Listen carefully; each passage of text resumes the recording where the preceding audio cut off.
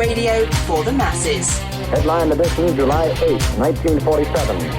The Army Air Forces has announced that a flying disc has been found and is now in the possession of the Army. If the game is rigged, change the game. Game changer. I occasionally think how quickly our differences worldwide would vanish if we were facing an alien threat from outside this world. This is Fade to Black with your host, Jimmy Church, on the Game Changer Radio Network and KGRA, the Global Radio Alliance. I need your help to get to the year 1985. You are listening to Fade to Black with Jimmy Church on the Game Changer Network.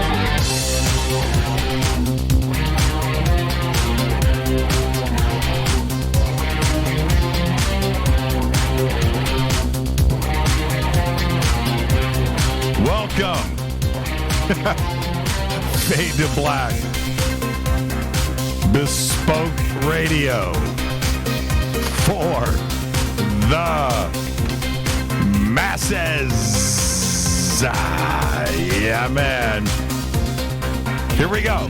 Today's Wednesday, October 17th, 2018.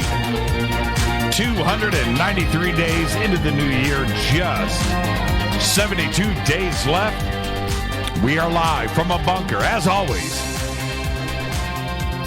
from a bunker in the middle of beautiful downtown Burbank, California. And I would like to welcome everybody listening all around the world, all across the United States. Hither and thither, to and fro, back and forth, up and down, east and west, north and south, far and near.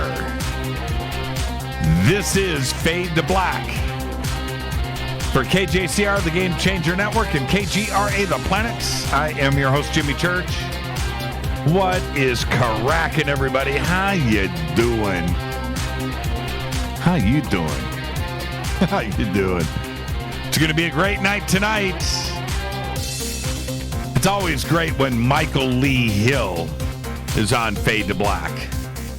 But tonight, he's here to reveal the members of the secret AR Borden NSA group. That's right here on Fade to Black.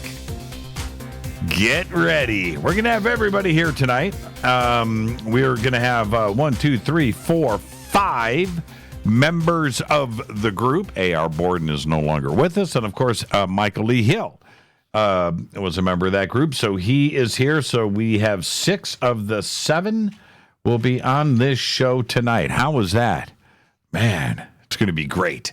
So there you go. Very special night tonight, and get ready for everything. We're going to run this thing all the way up to 10 o'clock. There's no other way to do it when you have this many guests, and there you go. So that is tonight. Tomorrow night, as if that wasn't big enough, right? Last night, Leo Zagami, right? Oh, man. An Anomaly on Monday. Wow. What an amazing week, right? Here on Fade to Black. And tonight with this very special show that we've got lined up for you. And then we wrap it all up tomorrow with Fader Night. Yeah. Open lines all night long. So get ready. Let's go. Now, been hanging out. Well, I do it all week long anyway, but over at OnStellar this week and going through, you can go and sign up and get your account going. It's a social media platform, right? You can do everything over there that you can do anywhere else, anything you can do, anything you want to do, right? Form groups, make friends, whatever, schedule events. You can post, you can write. There is a word editor there. You can edit. You can post. It's just an amazing platform built for our community. So hanging out there all week this week, and I did a post, and your comments were just great. I did a post from my rant about my version of the Big Bang, and I'm just going to say this. the different viewpoints when I bring up something like that, right? My version of the Big Bang, and I bring it up and I post it there, and to get these alternative takes on the universe and us, and I'm reading through there, and I'm like, man, I agree with that. I agree with that too. I also agree with that. Completely going against what I wrote. And I find myself agreeing with everybody. It's just so bizarre. Anyway, come and hang out with all of us over on Stellar. The knowledge is just great. Who posted this? Is that the Breakfast Club? That's the Breakfast Club. Who posted that? That is awesome. That is awesome. Okay. Let's see. Where am I at? Twitter is at JChurchRadio. Twitter is at JChurchRadio. Facebook, you know what to do there. And, of course, YouTube. By the way, YouTube went down last night. Yes, it did. And still, maybe you've heard something. Not much out there today about what the cause was. And it seems that Google and Facebook are, being a little tight-lipped about it. But it went down. It went down on the East Coast in the United States, West Coast. Some central states had YouTube, but couldn't play videos, right? The website would show up. Some states, like here in Southern California and up and down the West Coast, we had that team of monkeys warning pop up. And some states, some countries had the YouTube page, but you couldn't play any videos. So everything else lit up, right? Facebook lit up, Twitter lit up. People needed to get their fix on. They were going they had to click on videos somewhere. But Facebook went down just about everywhere for about an hour. And it was across Europe, right? China, Japan, Australia. Yeah, New Zealand, it went down. Don't know if it was a hack or what, but it went down. It definitely went down. Yeah, it's back today, though. Messed with numbers, too, as well. It messed with numbers. I saw that. Anyway, let's go. Let's get the show cracking. Follow me on Twitter at JChurchRadio. Hashtag F2B on Twitter is the Sandbox. And, of course, hashtag F2BQ is Fade to Black Questions. It's going to be a very busy, packed show tonight, so get ready for all of it. You can also email me, Jimmy at jimmychurchradio.com. Speaking of Facebook, got some pretty massive breaking news here. Facebook shareholders have signed a proposal to replace Zuckerberg as chairman. That's right. Facebook's board will vote early next year on a proposal to create an independent chairman, thus removing Mark Zuckerberg from the position. This is really, really big news. Now, there's a little bit of a backstory. The backstory is this has been done before. This is not with Facebook, with the shareholders trying to remove Zuckerberg. This isn't the first time. It's happened before. But this is different. There's a different climate. And there's things going on now, and there's a lot of issues that have been raised, not only with privacy, but other things and censorship. And, of course, 800 pages were removed this week of right and left-wing media and down the center, too, as well. So there's that. There's a lot going on that we had the Facebook hack. And it turns out it wasn't technically a hack. I mean, it's just weird things. Google Plus, which is out there, doesn't affect Facebook, but all of these things with data and hacking are all coming at the same time. And so maybe the shareholders are looking for a new leadership there. And it's sad in a way if you're Zuckerberg, because this has been your baby since the beginning.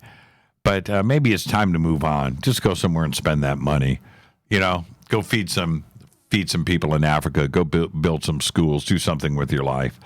But there you go. The voting will happen with the board right around the first of the year. Yep, that's what we got to get through. You got to get through that first of the year thing with any corporation, but then after that, it's on.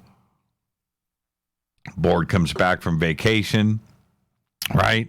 They go out and they hang out in Fiji somewhere, some private island, and then they come back here and they get back to business.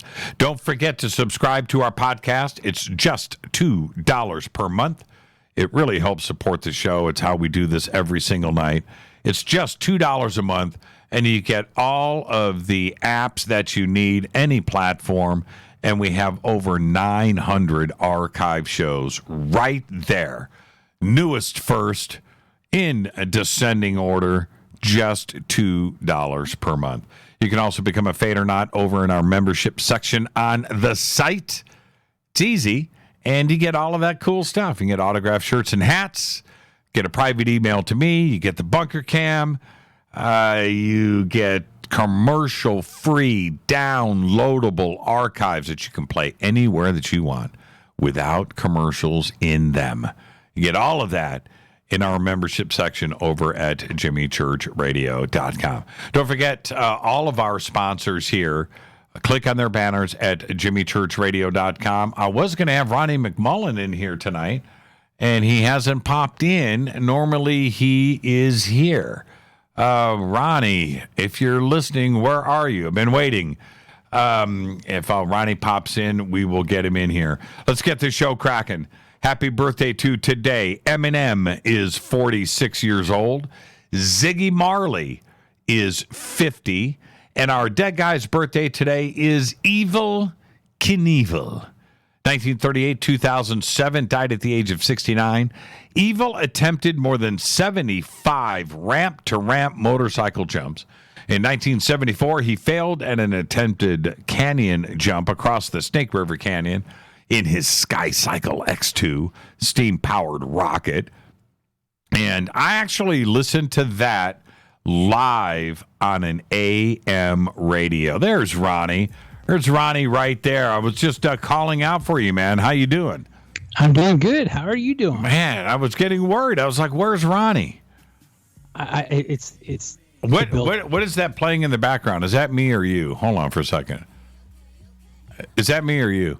I think it's you. Okay, it's gone. It's gone. I had something funky playing in the background. How you doing, Ronnie? What's cracking? I'm doing good. How are you doing, Jimmy? You know, life is wonderful. We've had just the most amazing week here. I know that you just got back from Scotland, and I'm fully jealous about that, but I'm sure that your batteries are recharged and you're ready to go. How was your trip? It was great. It was really great. And I tell you, the Scots have got it going on. So, I went back to kind of trace old roots, and the McMullens pretty much got kicked out, and they're in Ireland and England now. so no, that just Scottish people are just wonderful. I had a great time. I'm just picturing Highlander, and the McMullen clan. That's funny. We were a clan. That's what we were, and. Yeah, I guess we're in Ireland now, and I can either be a construction worker in Ireland because there's a big McMullen construction company, or I can be work for a pub in England because there's a big McMullen pub. So we'll see. Maybe I'll get to go to Ireland another year. Now, what does McMullen mean? It means something. I mean, did your family Mullins? Did you guys McMullens? I mean, what is? We actually came from Macmillan. Macmillan. Macmillan, Macmillan, I think it is. And we were like protectors clear back in the clan days. Right. So we were protectors and had the double swords, and that's kind of what we did. And, honor, respect, all that kind of stuff. At least that's what the coat of arms says. And I like what it says, so I'm going to go with it. I wanted to ask you, Ronnie, you were in radio, and you had a show that dealt with UFOs and conspiracies for a number of years. Yes. And when you were doing that show, when did the show end? What year? I want to say 14 for UFO Encounters. Okay, 2014. And how long were you on the air? 4 years. 4 or 5 years with just UFO encounters. Yeah. Okay, 4 or so 5 years. so you started it in around 2009. Yeah, something like that. Okay, so back then, I'm just trying to think. So that's 10 years ago. Did you have guests? Were you guys covering things like the secret space program and what was going on with that and the possibility of maybe a breakaway civilization or bases on the moon and Mars and there were bases on the moon. We were just scratching, for me anyway, we're just scratching the surface of talking about Mars, and obviously there was a colonel involved, and I had him on the show, and he denied everything. And I had some other people that were on the show saying that they were slated to go to Mars, and of course I asked why, and because basically the Earth's going to be toast, and the elite will be sitting in Mars, and the air and the water, everything is great in Mars. It's totally like Earth. Right. So I just thought, wow, that was interesting. But most of the stuff, not most, I delved into a lot of things like New World Order and MK Ultra and all that kind of stuff. But I also went kind of in a direction that made my show a little more different, was the fact I would deal with abductees. And I didn't get the normal book writers and all that kind of abductees. There's like a little connection that they have where they help each other because no one really knows what they've gone through. And sometimes talk show hosts rip them up like, you're fake and this kind of thing. And so they just get to where they don't even want to come on air. And most of them wouldn't come on air. There was 2 or 3 that trusted me to go on air. And so it was and that was really what I was interested in, because I want to know why these people are being abducted. What was the purpose of it? And that was kind of where I scouted. And when you and you're right about that, because when you interview somebody that is courageous enough to it's one or the other, right? They're courageous enough to come on and tell their story and their experience, or they're courageous enough to come on and see how far they can BS the audience. Right? Yes. Either way, it's courageous. Well, it's kind of like the female that's been raped. Right. Right. Okay? Well, and she's bold to go say something, and she's, and it's not something you're really proud of going out there and telling everything about. And I always used to say this on air. I'd say, okay, so if you have a female that's been raped, brutally raped, how would that be to interview that person? Yeah, now imagine. Couldn't do it. Now imagine interviewing somebody that's been raped by something not of this world. Right. It's difficult. It's like times 10. Yeah, I know. So this I don't like going there. And I try to get people to understand that, and a lot of people did. And and I maybe I was bamboozled once. I don't think so. And then then I put the pieces together of like, okay, I talked to 7 abductees. What are the traits of every abduction?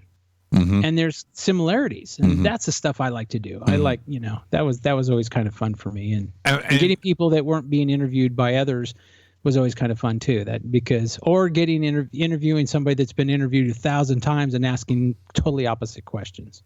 Well, and so once you get the reputation of listening, of being a listener and asking the right questions, as opposed to being a debunker or trying to pin somebody in the corner or trying to if you have that kind of reputation, nobody's going to come on the show. Nobody's going to it's difficult enough for them to come forward.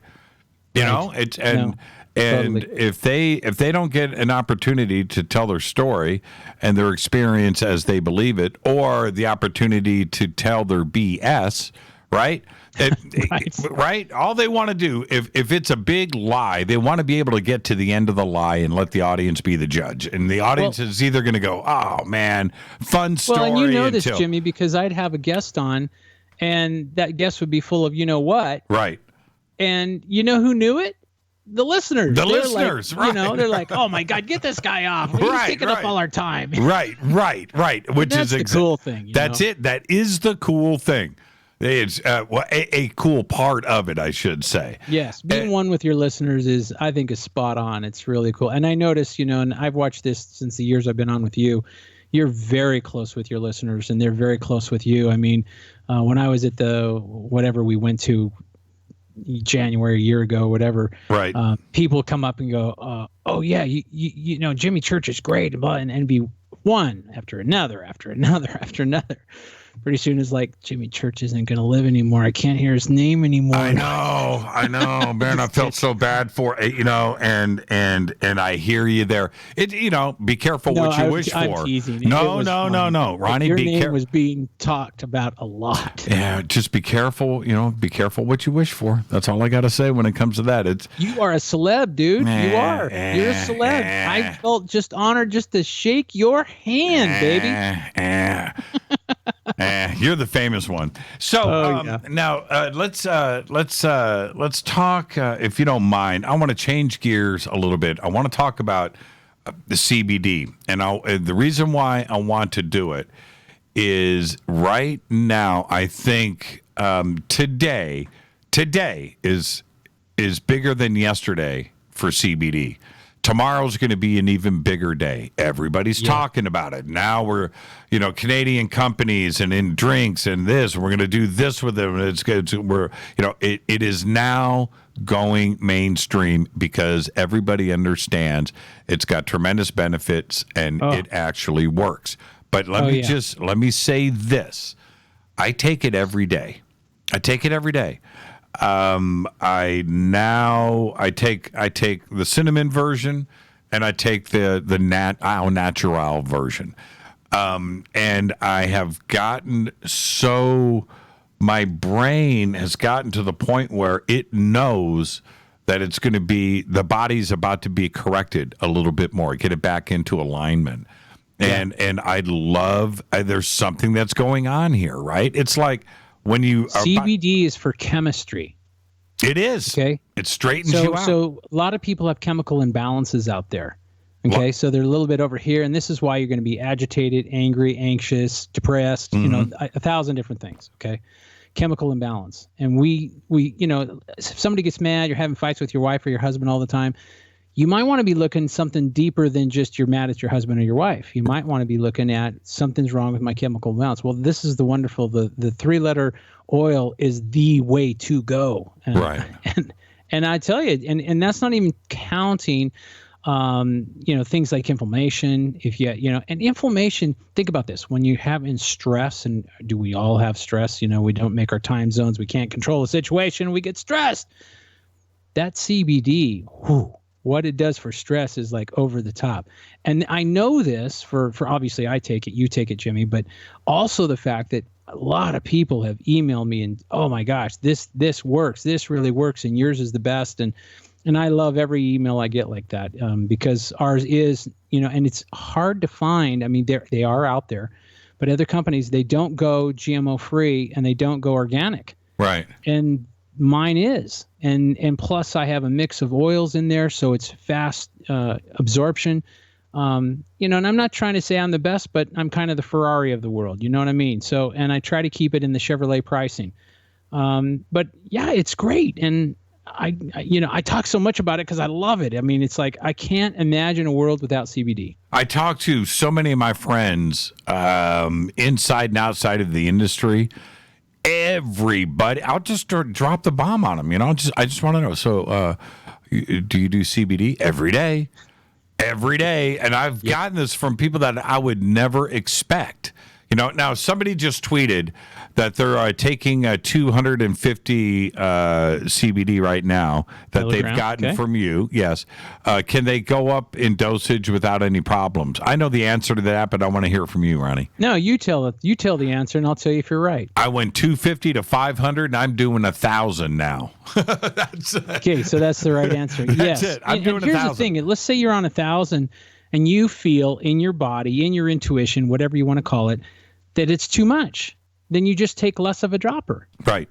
It's real simple. Or you take 1 dropper a day, or half a dropper a day, or a third of a dropper. Right. So I feel if you buy 1,000 milligram, you kind of get more mileage. Yeah, you do, because you can take a half a dropper. This is what I do, Ronnie. I take mine right before I go to bed. It's on my nightstand. I do. I take it right before I go to bed. And it's really good. Well, it's great for dreams. You know, there's no drugs involved here, right? But the THC is 003, right. 0.003. So there's no getting high. And people, ask me, well, what if you drink the whole bottle? I go, dude, you're relaxed. Because if you drink the whole bottle, you're not going to be high. You can get in the car and drive down, and you're good to go. So, it's that good. I take it right before bed. It's what works for me. I take a full dropper, and but also it's staring at me on my nightstand, right? So I sit down, and I look, and there it is, and I'm reminded, and boom. So that's what I do. Well, and I think it's important to realize, and I've had many emails say this, we've had other CBD oils and we've tried them. None of them work like yours. And, I take great value in that kind of email. And I don't think people are going to email me that just to kiss my rear end. I think they're telling the truth. And I've noticed I've taken other CBD oils, and I would agree with that, but then that sounds like you're patting yourself on the back. So right. I always look for whether, it doesn't matter what product I'm getting out there. I always look, what are the people saying? What are they feeling? Because it doesn't matter what I say. I do my work to get the right stuff in the right bottles and so on and so forth. But what do the people say? And when I get emails like, thank God you've done this, blah, blah, blah, I cherish those. I mean, and I don't get a million of them or anything like that, but you get enough of them to know you're on the right track. I can't speak enough about how I feel, and I have been able to, and I know I mentioned this a lot, but it needs to be repeated, which is I abused my body for years, for 50 years until you came along, Ronnie. And I have over at the house in the garage, I literally have a garbage bag full of supplements from different sponsors and people that have mailed me stuff and different trade shows and things that have come in the mail and all of that. And I tried it none of it worked. And as soon as I got on my little program that I do with Life Change Tea, which is, of course, started with the tea. That was first. And then we did colostrum in the tea. That was our next combination, in which we still do. And then it was pine bark, and it's olive leaf, and moringa, and vitamin C drops, and, of course, the CBD. And, it's 4 or 5 bottles right in a row, tincture, and I feel great. And I've never felt like this before. And and I think it's important to know that a talk show host, because I am one, a talk show host has to be square. You can't have a cold, because then you go, hello, people. Right. So it's really important.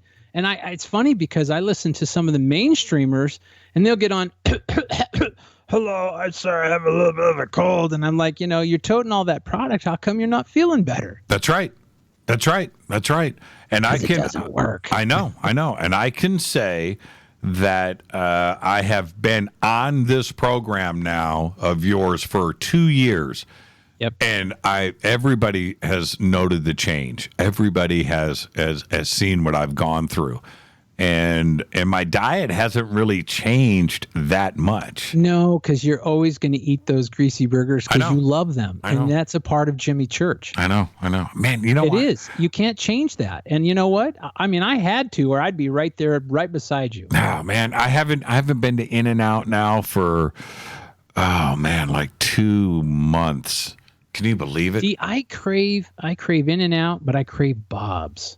Yeah, Bob's is good. Tommy's. Big Boy. Yeah, Tommy's. Cabot. Habit? Yeah. Habit's good. And see, in LA, you've got a bunch of stuff that I don't even know about that's right over the top. Yeah, Tommy's, the Shack. Yep, Tommy's. The Shack chili burgers. Well, I got to get out of here, Ronnie, and all right, brother. And I'm going to send everybody over. You know what to do. Life Change Tea. GetTheTea.com. Use the promo code FADER. Get yourself some free shipping. Head over to Ancient Life Oil, CBD. Change your life. Ronnie, you're the best. Never change. Appreciate it, man. AncientLifeOil.com. Thanks, Jimmy. Thanks a lot. Ronnie McMullen. AncientLifeOil.com. The banners are over at JimmyChurchRadio.com.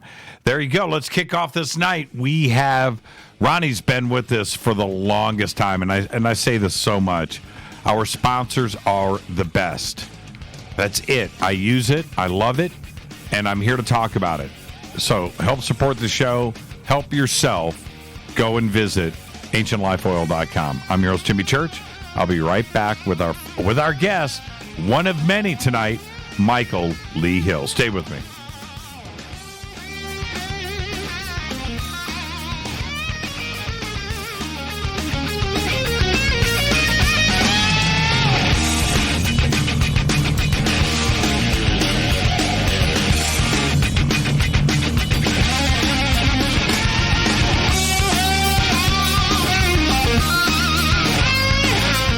This is Nicole Church, daughter of you-know-who, and you're listening to Fade to Black on JimmyChurchRadio.com and the Game Changer Network. You're listening to Jimmy Church, Fade to Black. Fade to Black will now pause for alien identification. The station that talks the net. KGRA Radio.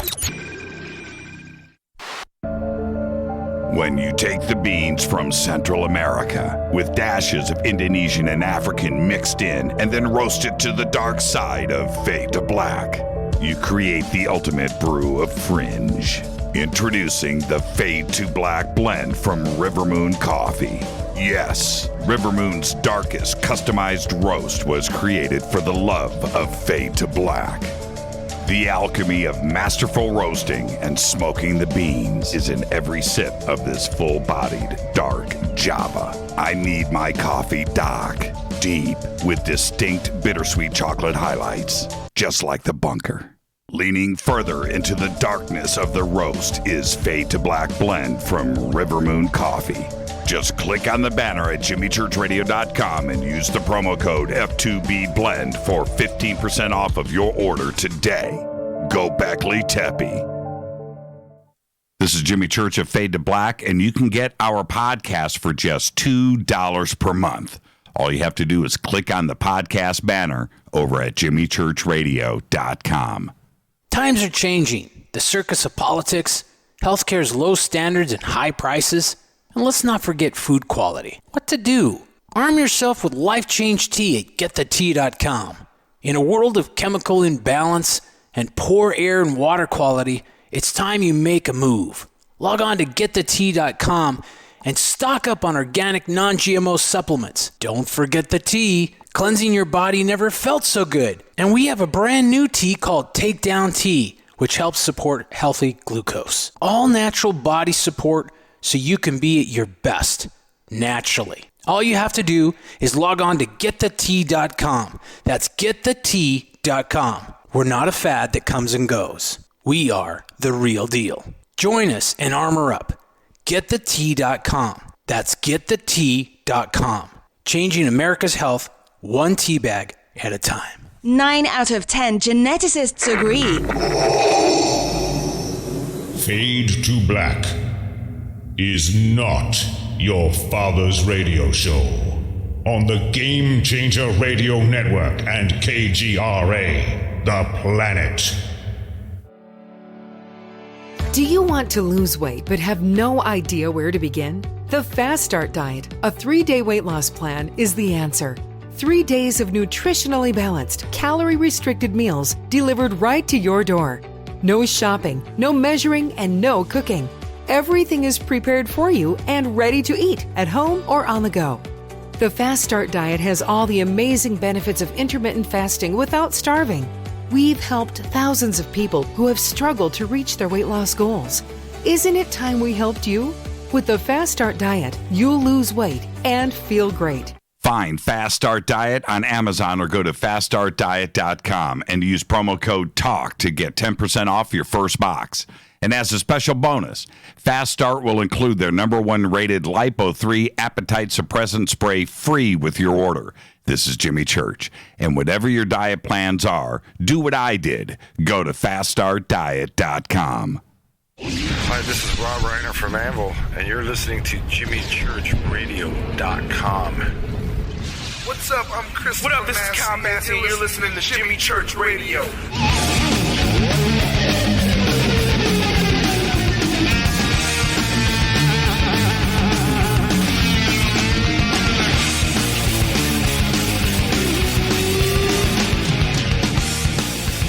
All right, welcome back. Fade to Black. I'm your host, Jimmy Church. Tonight, Michael Lee Hill is here. Tomorrow night is Fader Night, open lines all night long. We've got 5 guests coming on tonight. And the secret space program has been referenced by many times over the years, going back literally decades. And one of the more famous examples is Peter Levenda's excellent presentation in Amsterdam back in 2011, which connected the dots from 1947 through the Kennedy assassination and beyond. And over the last 10 years, researchers from every side of the community have been writing, speaking, and making documentaries about the secret space program.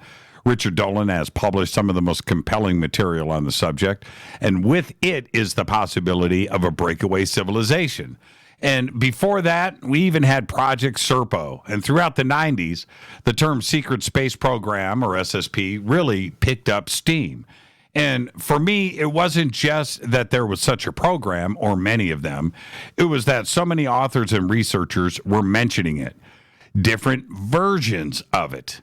A wide group of researchers that, quite frankly, didn't know each other. Some were fringe, some were mainstream, some were from the military, some were civilian. And that was key for me to realize and come to the conclusion that something was going on. And sure, today you can find the secret space program in hundreds, if not thousands, of videos and books and blogs and websites, and it's great. But when you really study the subject, like I have for the last 30 or 40 years, you can see the trends and connect the dots.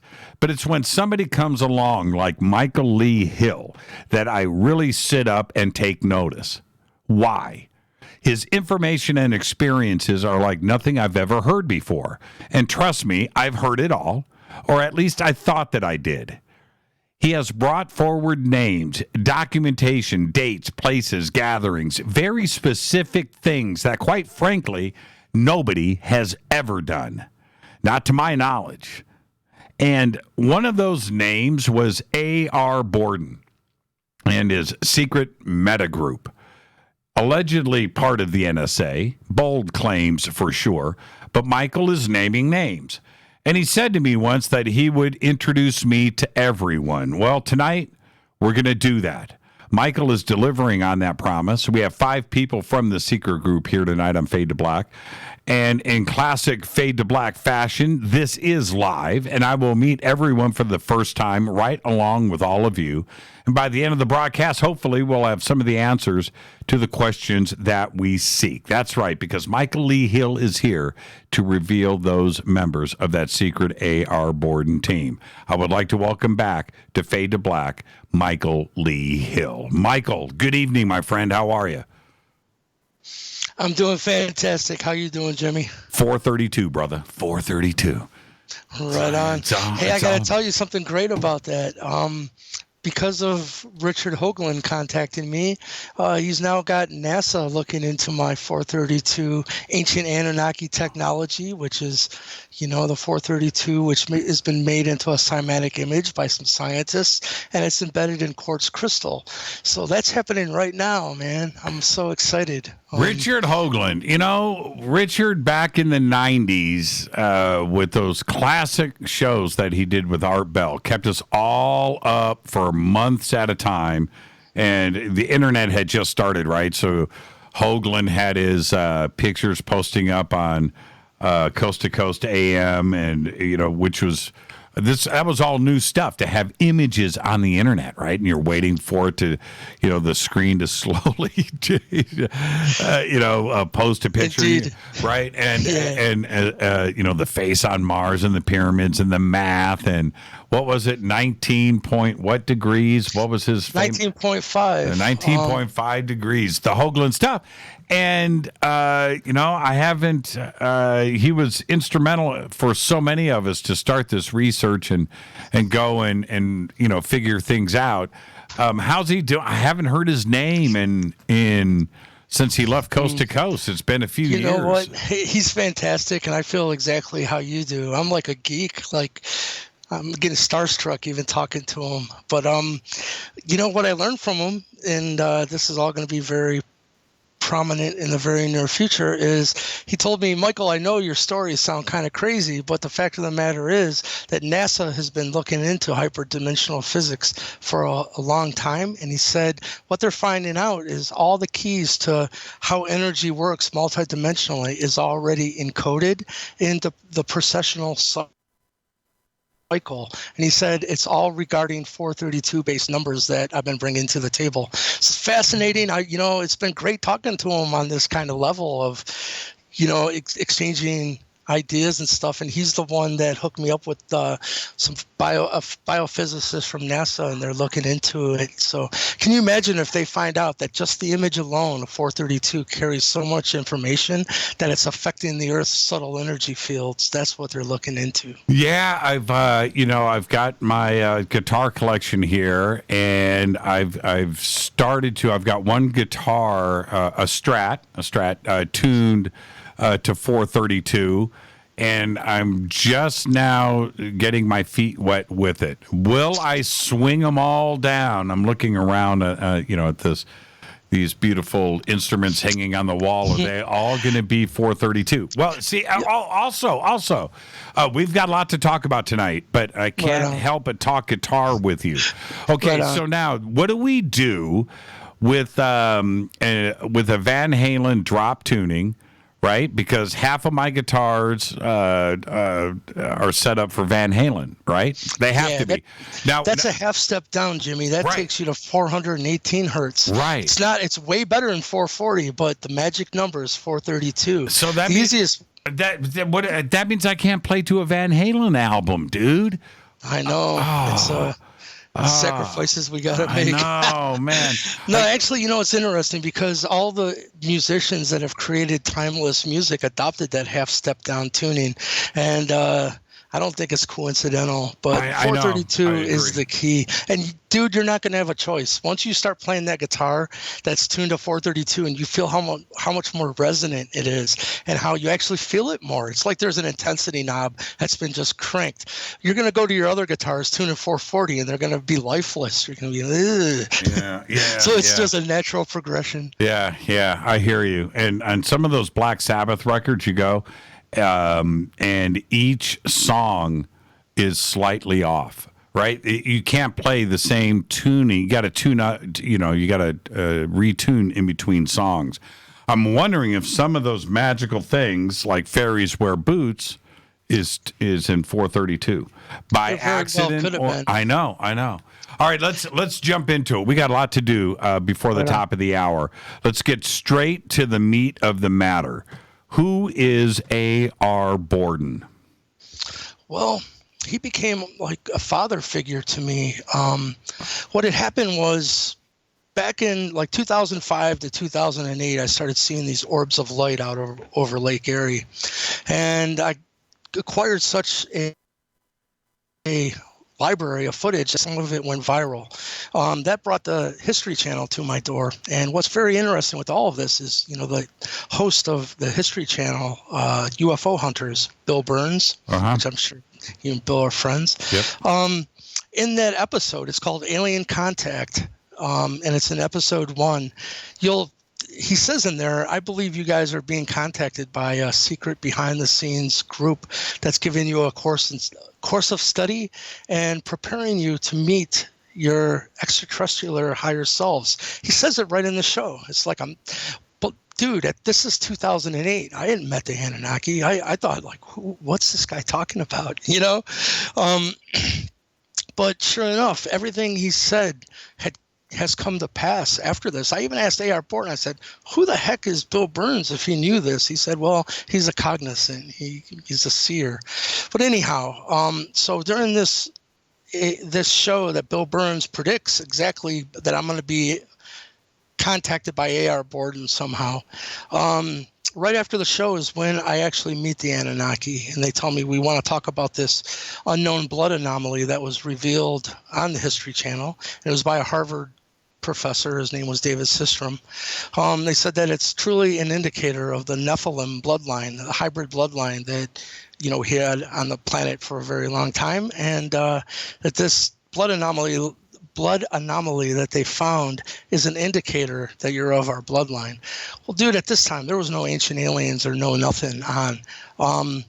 Well, simultaneously, I had become almost obsessed with this Wingmakers site. It's called wingmakers.com. And I read the Dr. Neruda interviews and became fascinated by it because I'm a geek like that. Like anytime a name was given, I'd go and research it. And sure enough, it's real. And then I'd come to is there any technology from this group that could be tracked back? And they gave one example, and it was to MiG fighter jets in Russia that used this alien extraterrestrial reverse technology to, in their radar targeting systems in MiG fighter jets.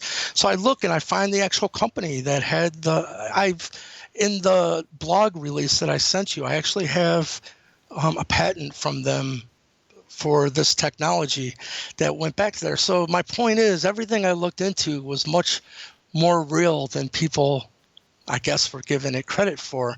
But because of this, I came across their study of a subject called LERM, which is Light Encoded Reality Matrix. And what had happened was back in the late 2009, some information was leaked onto the web regarding LERM, and it came from AR Borden. And I recognized it immediately as the LERM subject from the Wingmakers, but there was no connection ever made between these two groups. I'm like, wait a minute, So I went to AR and I said, listen, I don't know what's going on, but I'm being led to talk to you, and I would like a copy of this latest information. He's okay, well, let's stay right there for a second. What was AR Borden doing at that time? How were you able to contact him? It was because he is the head of an NSA organization called the ACIO, Alien Contact Interface Organization. And they have a public front that is a master's program called the Life Physics Group California, or the LPGC. Well, this information came through the LPGC. That's why I recognized it. So I contacted him and said, I would like the most current versions of this, please. I've been led to you by the Wingmakers. And next thing I knew, I got another person from their group said, listen, AR has told us to contact you and tell you, it's that whole parable of you can give a man a fish and he'll eat for a day, but teach him how to fish and he'll eat for a lifetime kind of deal. And they said, we want to give you a course of study, exactly what Bill Burns predicted. And it was all what they call LPG is Life Physics Group, or New Life Physics. This is the true science that quantum physicists are now coming to, of how light and sound create physical reality, truly. And it all's revolving around 432, like Richard Hoagland said, and what I'm finding out.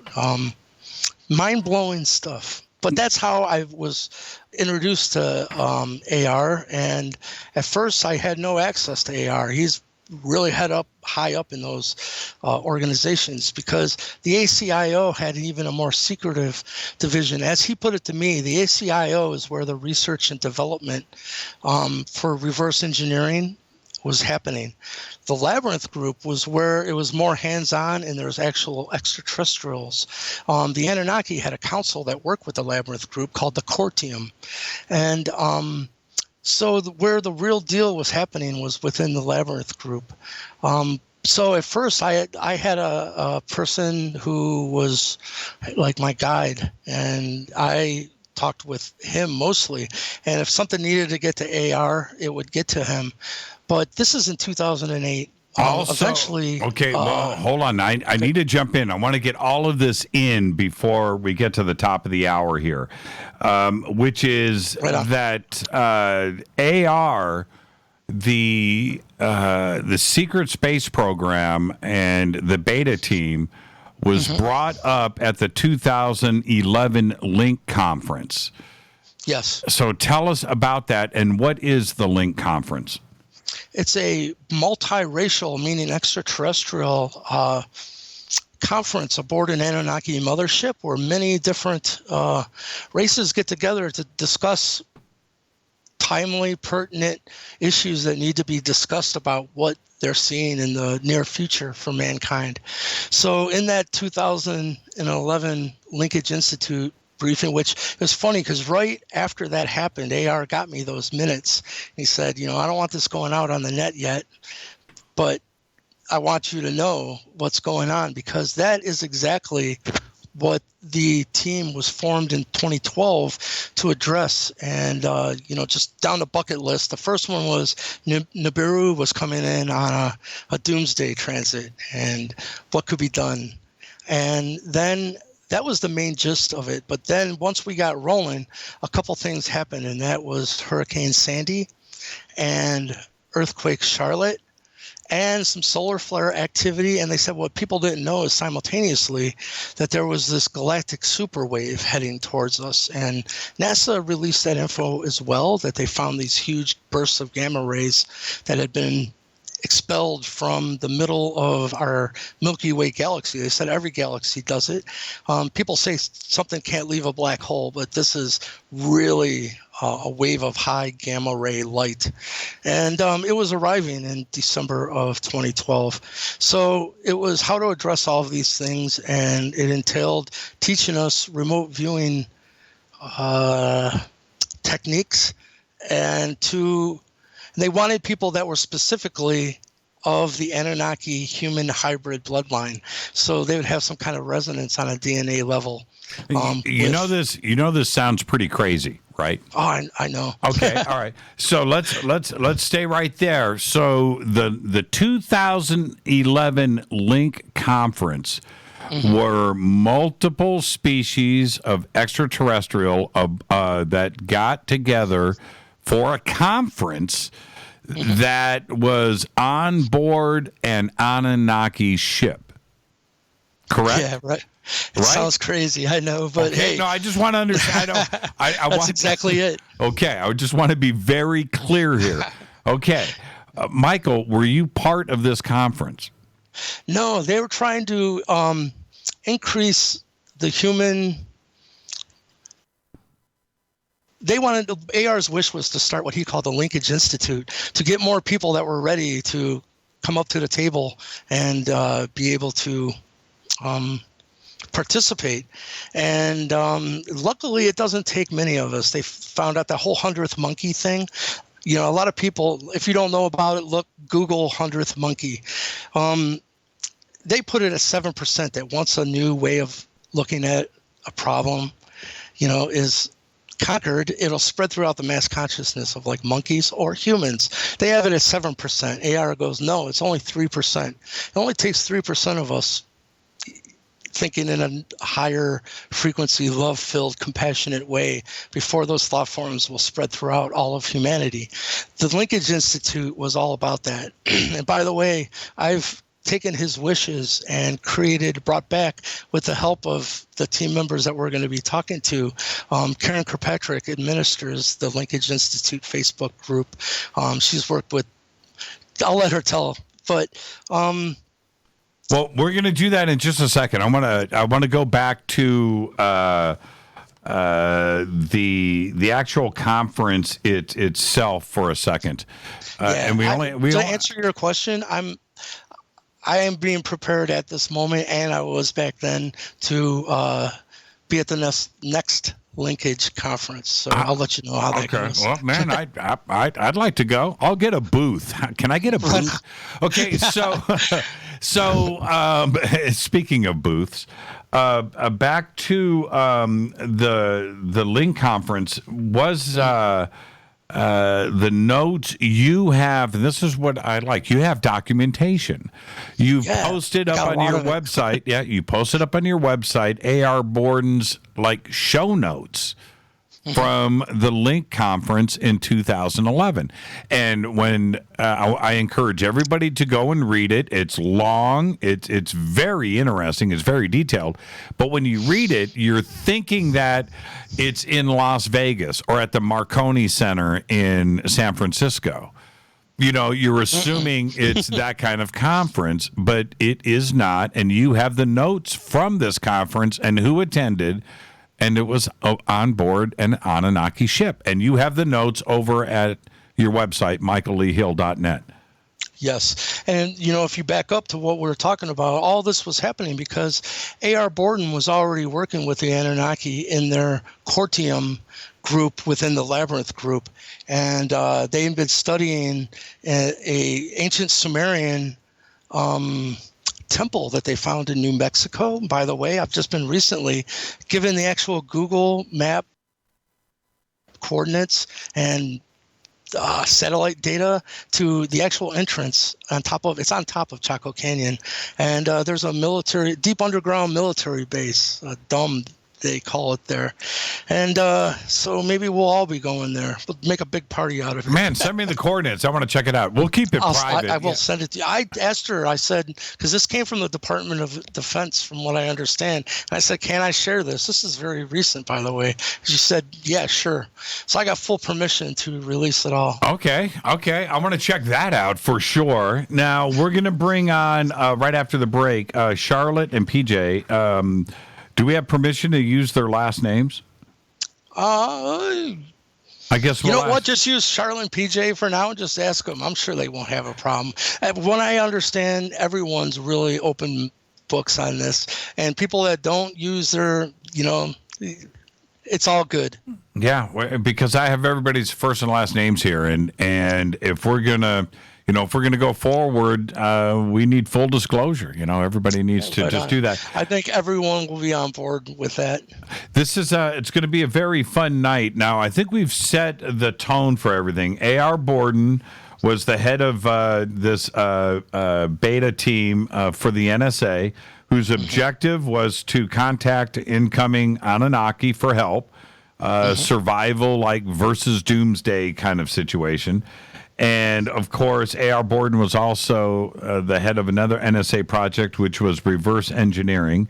And, of course... And the remote viewers. And the remote viewers. And the ACIO project, which was R&D. And then, of course, Labyrinth, which was the implementation of everything here. It was like the big program overseeing everything else.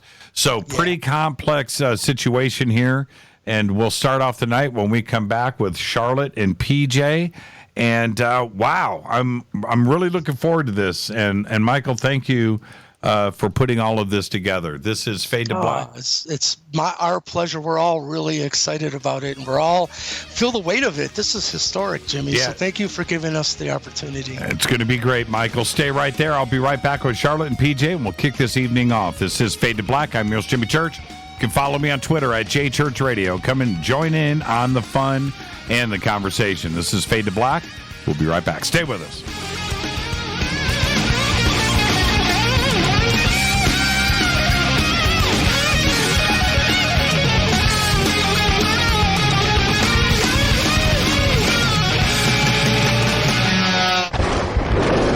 This is Fade to Black with Jimmy Church on the Game Changer Radio Network and KGRA, the Global Radio Alliance.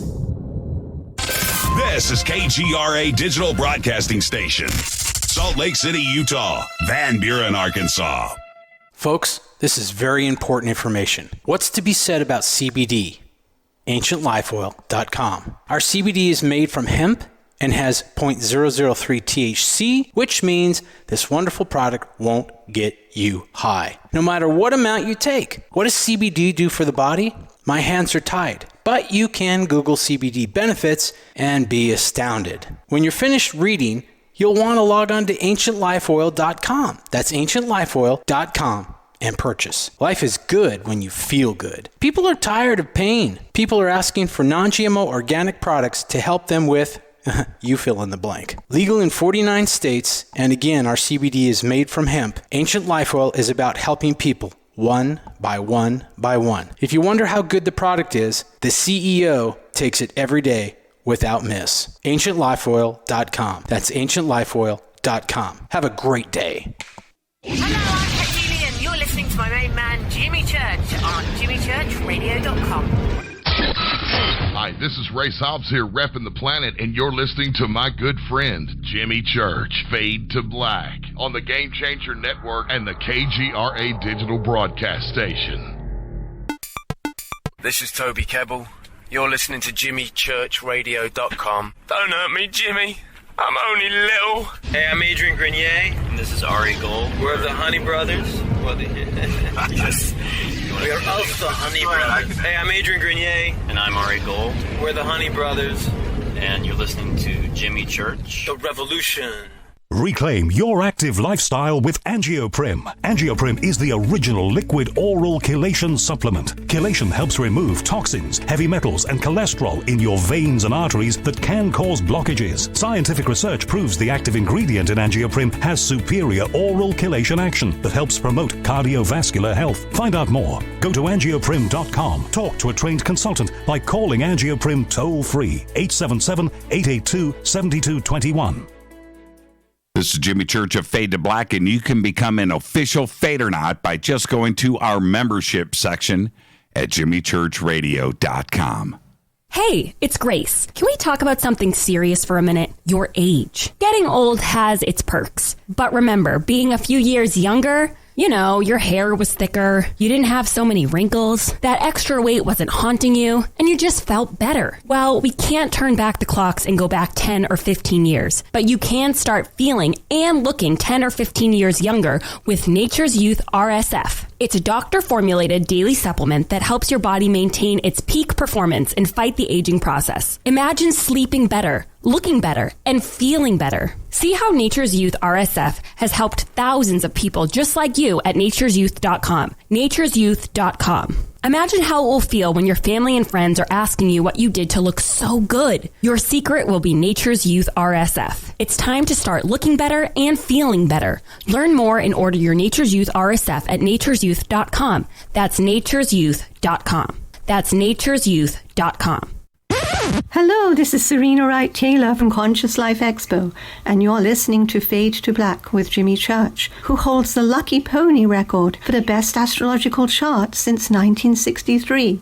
True story. This is Micah Hanks of the Gralien Report, and you're listening to Jimmy Church on Fade to Black, across the globe on the Game Changer Radio Network and the one and only KGRA Radio, The Planet.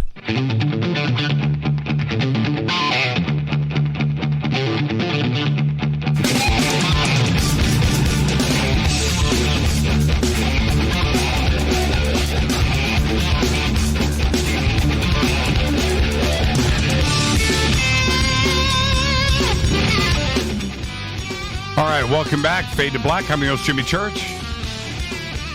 Tonight, Michael Lee Hill is here, and we are gathering the members of AR Borden's beta team. Secret group put together. And now let's bring in Michael. Michael, you still with us?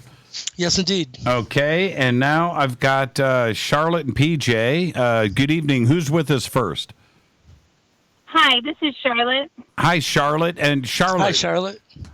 Welcome. Hi, Michael. Welcome. Hi, Jimmy. Hi, Charlotte. Welcome to the program.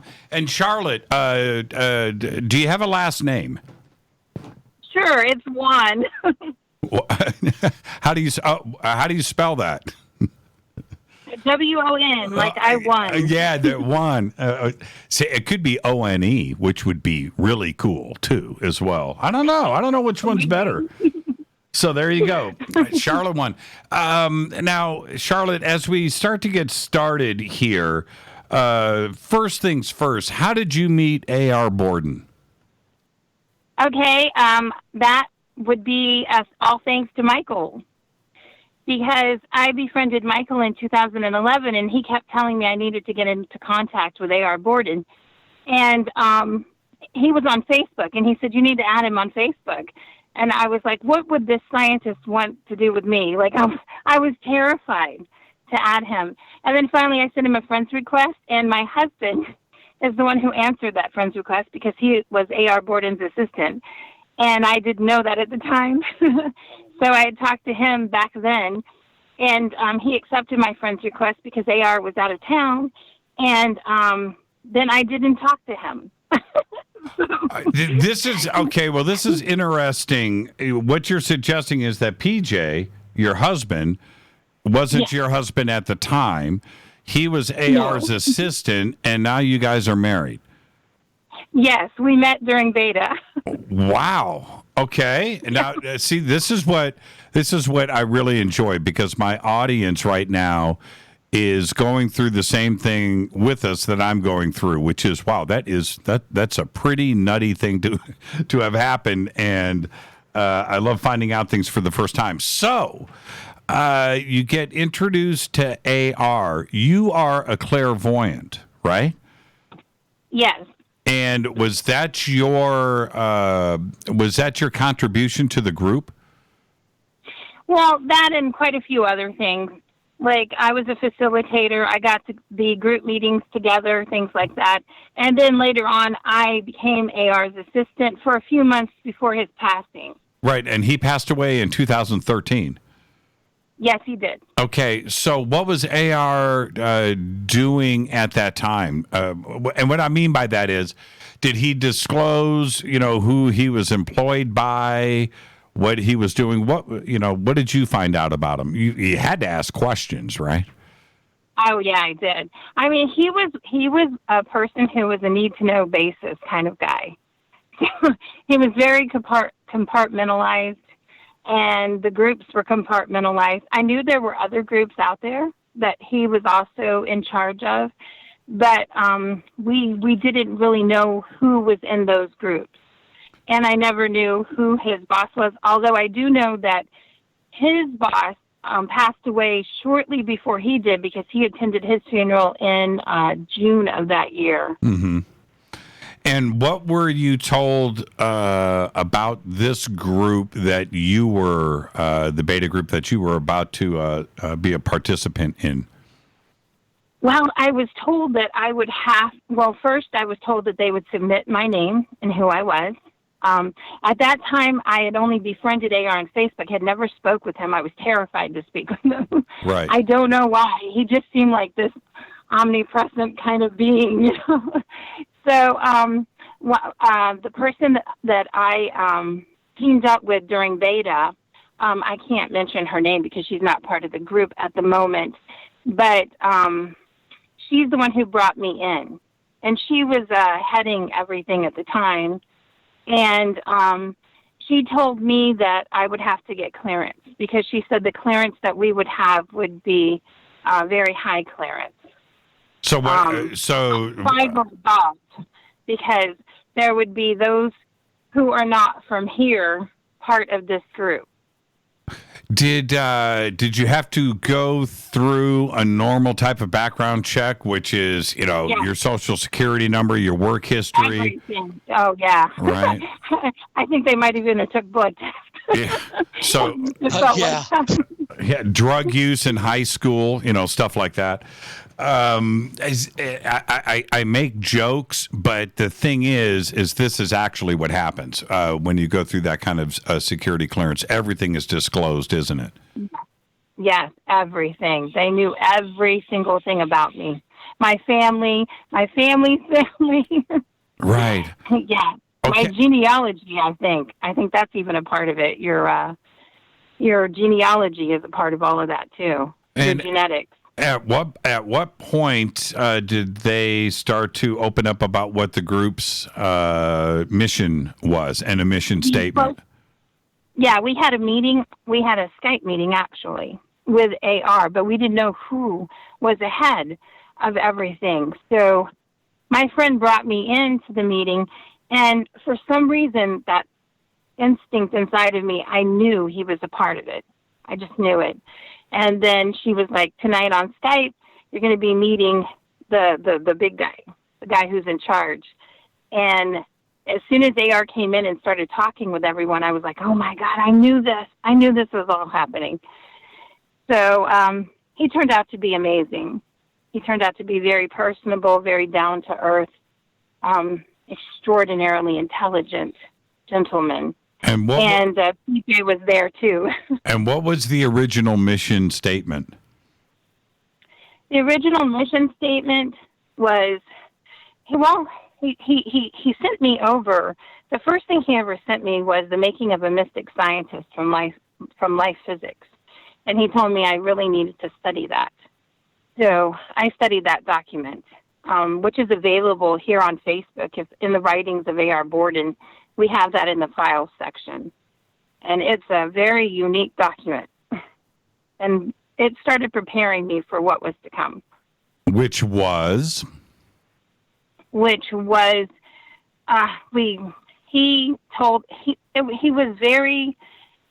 only disclosed a few things at a time, and then finally he let us know that we were going to be changing a timeline and anchoring it and changing the trajectory of Nibiru, which he called the incoming. And and I have to ask you, Charlotte, when you hear something like that, what goes through your mind? Well, at first, disbelief. Well, of course, because either this is a big pile of BS, or you are involved in one of the most important things in the entire history of all that ever was, right? I mean, there's no gray area. I went through all of those emotions. I went through all of it. I was like, okay, I don't know. What is this real? What is, what's the objective of this? And I went through all of it. When I found out that it was real, even today, at this moment, it's hard to believe. It's hard to believe all of it happened. But I know that it's real. I know that it happened. I remember I sit down the next morning after the meeting, the first meeting when I knew what was going on, and I looked outside because it was a clear blue sky. The earth was beautiful that morning. And I thought, I really love this planet. I don't want anything to happen to it. Because he told us, he said, you're risking your life here. You're risking your family's life. But is it worth it? And I looked outside and I said, yeah, it's worth it. That next day I went back and I said, yeah, I want to be a part of this. Who did you discuss this with, Charlotte? I know that you're entering into some serious NDA and confidentiality at that time, but did you share this information with anybody around you? No one. My family knew nothing. Right. He told us, we signed a piece of paper where we weren't allowed to disclose it to anyone. So I didn't even talk to my children about it. Did you eventually get a chance to sit down with AR face to face? Yes, I did. I got to go out and meet him in 2013. It was amazing. And where did this happen? This happened in California. I went to go and meet my husband, actually. And I was there. He took me to meet him, and then we went out to a Mexican restaurant. That's called synchronicity right there. That's the universe working for real. But what was AR like? Because when you're going to sit down with somebody like this, where it's either very, very important or just an elaborate game, right? It's one of the two. And not to make light of that, but certainly you're going to look at them with that set of eyes. You've got to have a taste of skepticism. I did. I had that all along until I got to know him. And then once I got to know him on a very personal level, because I got to the point where I called him Dad. So once I got to know him on that personal level, I knew he was 100% for real. Like, absolutely for real, genuine. Now, all of it was genuine. Now, before I get PJ on the line here, how long were you involved with the group? I know that AR passed away in 2013. Was the mission objective complete? How many meetings did you guys have? How often did you get together? Let's see. Well, it started for me in August of 2012, and then it went until after August of 2013. And then after AR passed, we sort of all calmed down. I mean, we all stayed in touch with each other because all of the members of the group became very close friends. So once you go through something like that together, you're not even friends, you're family. And what happened? Was it mission complete? I don't think it'll ever be complete. Did you? We haven't gotten back together in a manner like we did in 2012. But I could see that happening in the future. Absolutely incredible. Can I jump in real quick? Yes, Michael. The last words I had with AR, he said our mission was successful, but we pissed off the wrong people. He's talking about the transhumanists. Yeah. He said they were the ones behind the Georgia Guidestones. So he point blank said, our missions were successful. We stopped their depopulation agendas, but I'll just leave it there. Well, and then, of course, altering the course of Nibiru, that's pretty heavy as well. Mm-hmm. Was that part of the mission complete? Yes. Yeah. Yeah. Yes. We're in grace, and we can talk about that because there's a lot of, when you're talking about time changes and timeline, there's a lot that can happen. Right, right. Yeah. And Charlotte, thank you for taking the time here. And is it okay with you if I speak with PJ, your husband? Sure. Yeah, I'll pass the phone over to him. Thank you, Charlotte. Thank you. Wow, Michael, pretty incredible. Yeah, it's quite the group. I'm so excited just to hear you talk to them. Yeah, and it's pretty fascinating. PJ, are you with us? Yes. Hi. How are you guys? We're fantastic. PJ, say hi to Michael. He's right here. Hey, Michael. Hey, PJ. How are you, man? Great to hear that voice again. Good to hear your voice again, too, buddy. Okay. PJ, we've only got a few short minutes together here, so I'm going to get straight to it. How did you get involved with AR Borden? Oh, wow. Where should I go start with? It's back in when I was 3 years old. He met me ever since then. And then we parted when I was younger, and then we met back in 2009, close to 2010. And you became his assistant. Was that a paid position, PJ? I started off as more likely like internship first, mm-hmm. and then it after that it was paid. Yeah, it was a paid position. And where were you working for him? Was it here in Southern California? Yes, actually, matter of fact, we were stationed in Southern California. You were stationed. I like the way that you put that. So, did AR have offices?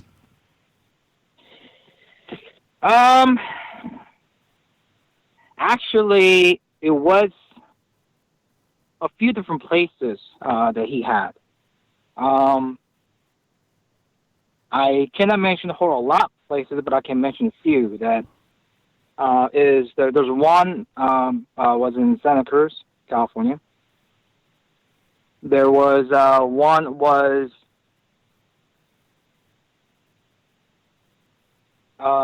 not too far from LA, California.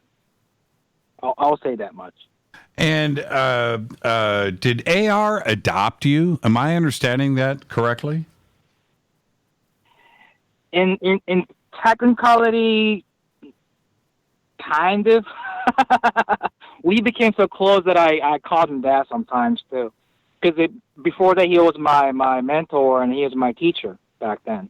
And he helped me train different kinds of, like, in a way, like a life training in a way. And you come from a military family? I believe so. Okay, I'm trying to understand the connections here, and if you were in a military family, were those related? You know, your association with AR Borden.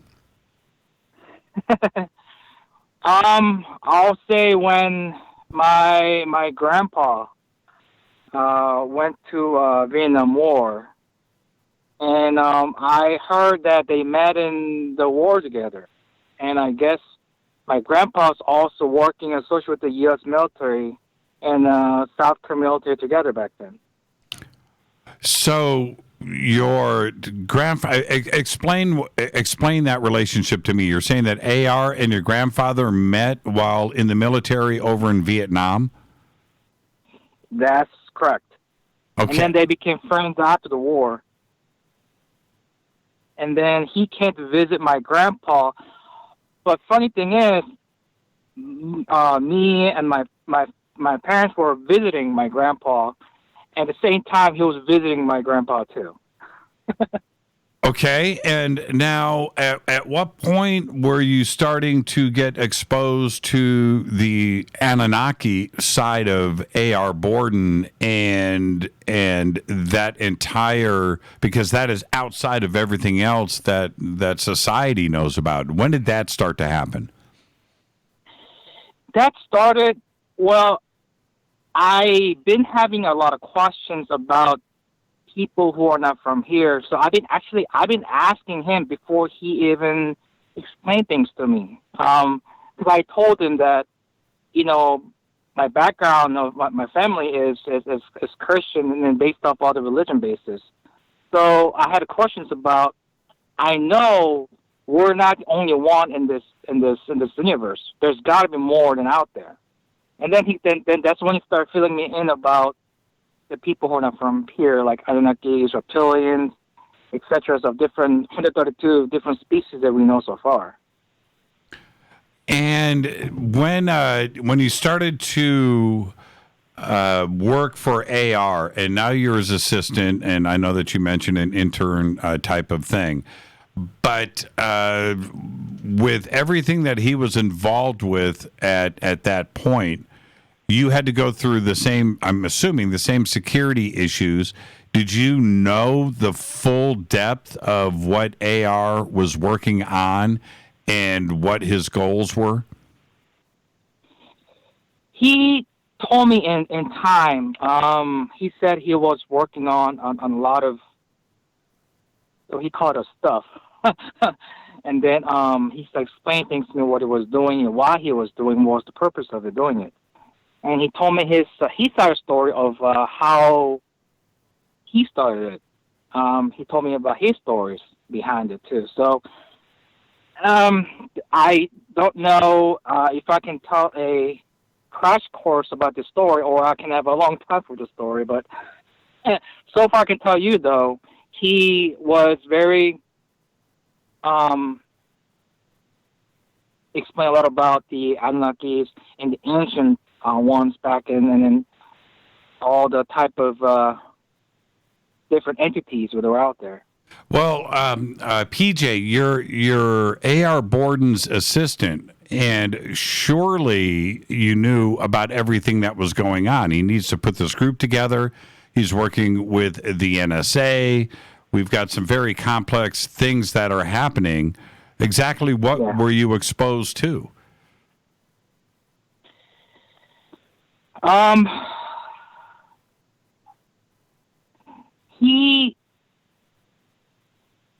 When I was with him back there, he had a meeting that they have every once a year. They have an annual meeting. You know how those G20 meetings, those presidential meetings like that. Now, he said this is totally different, but there's a meeting up there that they have conferences together every once a year. So he decided to invite me with him to go up there with him, which was very interesting. And what happened? Where was it? Who was there? Wow. Where was it, PJ? Let's start there. I'm running out of time. I've got to get to a commercial here. Where was the meeting at? It was definitely not here. PJ, where was the meeting at?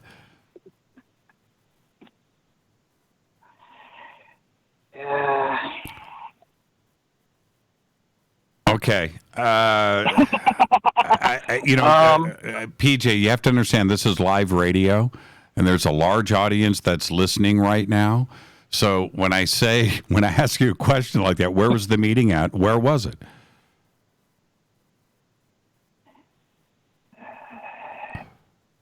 It was that we now known as incoming, or the Planet X. Yeah, Nibiru, huh? Or also, and that's what we know. And that's where AR went. Yes. And how? Okay, well, let's get to it. How did he get there? And you just said that you went with him, right? Yes. Okay, so how did you guys get there? I'm just curious. I mean, I need to know these things. How did you guys get there? Wow, how do I explain this? It was.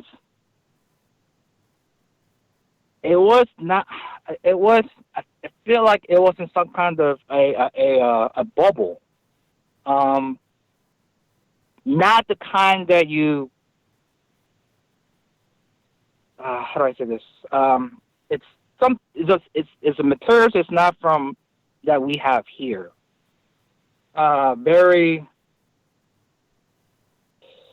It's transparent, but it's not solid at the same time. I don't know if you get what I'm saying. It's that kind of material that we were in this material. I guess we can call it some kind of transportation device, because it was not like the touch and you feel it. It was just surrounding feeling.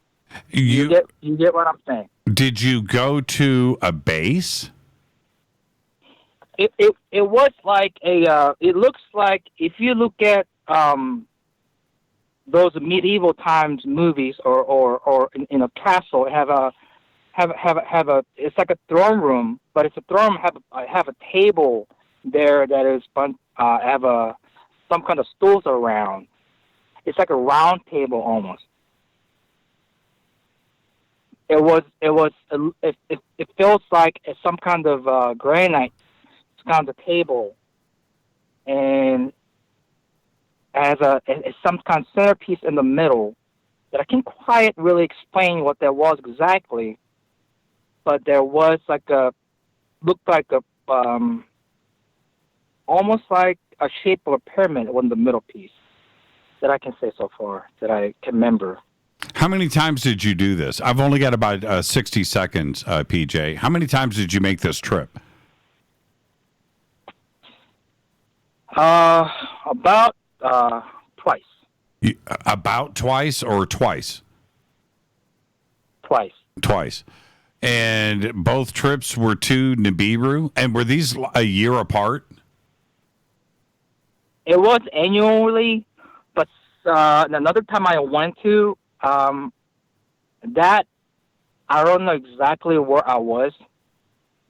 It seems like it was in a it was in a room, but it was not like the wall has here.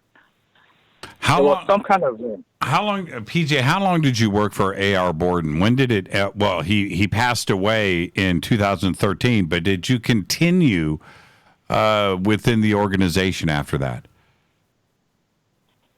After he passed on, I was actually in grief for a while. So I took some some time off a little bit. Well, I want to thank you for taking the time tonight to come on and talk with us, and thanks Charlotte for me too as well. And this has been an absolutely fascinating conversation so far. Absolutely incredible. Thank you so much, PJ. Thank you to Charlotte. Thank you. Yeah, absolutely. And we've got to take a break right here. I took it up to the very end. This is Fade to Black. I'm your host, Jimmy Church. Michael Lee Hill is the guest. We'll be right back after this short break. Stay with us.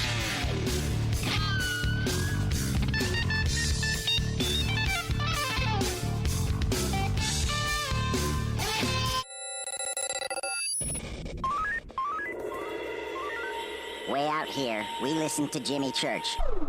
You're listening to Fade to Black. Always on the edge of the hottest alternative talk. Jimmy Church with Fade to Black. KGRARadio.com. ¿Qué tal, mis amigos? Yo soy Mario Carson, el tiburón, y los invito para que escuchen a mi buen amigo Jimmy Church Radio. ¡Claro que sí!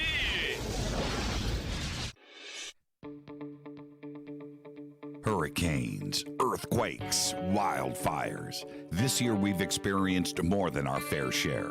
This is Jimmy Church of Fade to Black. And last month I decided to make sure my family does not have to worry about food should we get caught in a real emergency situation. Introducing Numana, a healthy, storable product that tastes so good that you'll want to eat it every day instead of just during those times of duress. All Numana products have a 25-year shelf life, are MSG and GMO-free, no preservatives, and are made in America. With the Numana pack in your home, you'll be able to sleep at night knowing that you've protected your family. Not only have I tasted and tested, I own it. Now you can too. Just click on the Numana banner on JimmyChurchRadio.com and use the promo code Jimmy when you order. In addition to a discount, we'll send you an autographed Fade to Black t-shirt. Seriously. Go Beckley Tappy. Do you want to be an official Fadernaut? Of course you do. This is Jimmy Church of Fade to Black. Just go to our membership section at JimmyChurchRadio.com. So, you love talk radio? Then you'll love TalkStreamLive.com. TalkStream Live is always on, 24/7 with the best streaming talk shows. Find your favorite talkers and discover some new ones. It's free, readily available online or on mobile with any smartphone or tablet. Finding your favorite talk shows all in one place has gotten a whole lot easier. Just go to TalkStreamLive.com. Be sure to download the free apps from Google Play or the iTunes App Store. You listen to us, and we listen to you. And so does the CIA. KGRARadio.com. If you have hard water, the lime scale not only leaves white spots, it clogs pipes and breaks down appliances, costing you hundreds of dollars in energy and wear. Eliminate lime scale and other water issues like brown staining and bad odors with HydroCare water products, available from Wave Home Solutions. Wave's affordable water systems don't use salts or chemicals. You'll love the way your water tastes, smells, and looks. Satisfaction guaranteed. For more information, go to bestwater123.com. That's bestwater123.com. Are you intrigued by paranormal talk radio? You'll love the new paranormal radio app from TalkStream Live. You'll find a great selection of talk shows covering UFOs, ghosts, strange phenomena, and much more. Download the paranormal radio app now and start listening to the very best in paranormal talk entertainment, including the network you're listening to right now, the Paranormal Radio app, free in Google Play and the iOS App Store. You are listening to Fade to Black with Jimmy Church on the Game Changer Network. Oi, oi, I'm Reese Evans. You're listening to Jimmy Church. This is Revolution. The revolution will not be televised. The revolution is on radio. Ciao.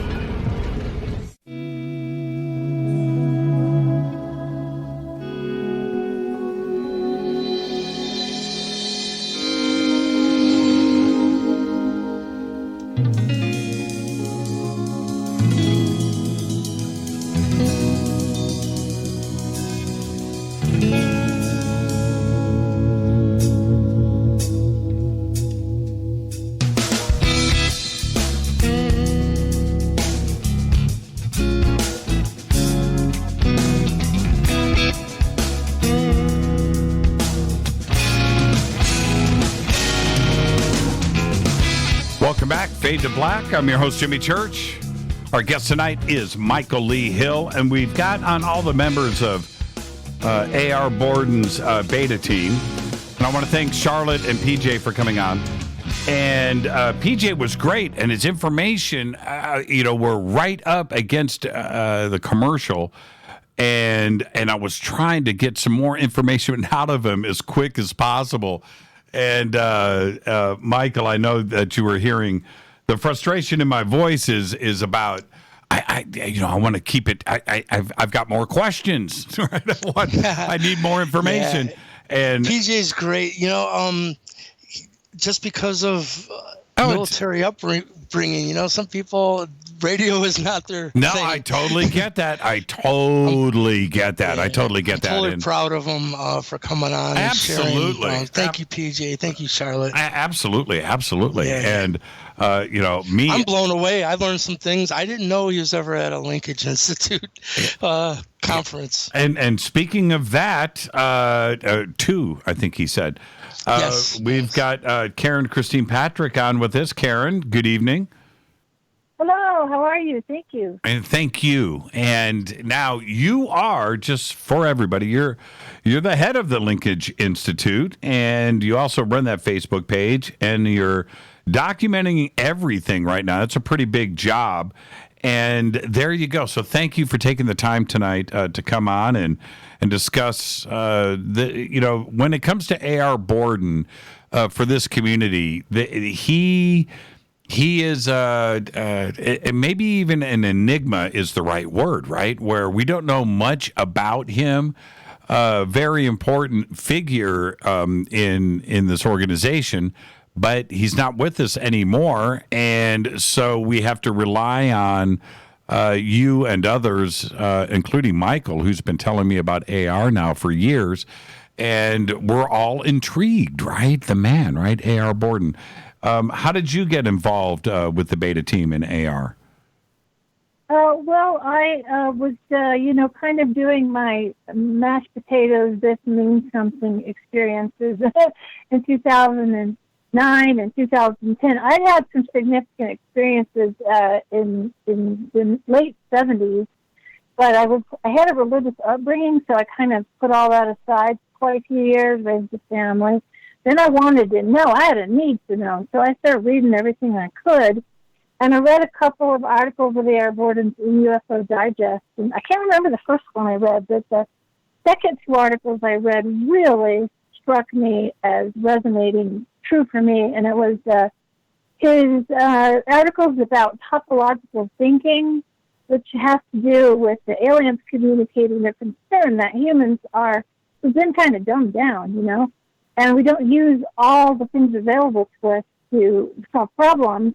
We're very compartmentalized, even within ourselves, So I was so excited about this article. At the time, I had pretty not very frequent internet usage and whatnot. I was living on a boat. So I started writing, every time I got some Wi-Fi, I started writing the topological thinking articles by hand. I wanted to really get it in my head. And at that particular time, I was in a very interesting situation. I had been, a lot of the story of AR Borden is who you were up to the point where you got involved.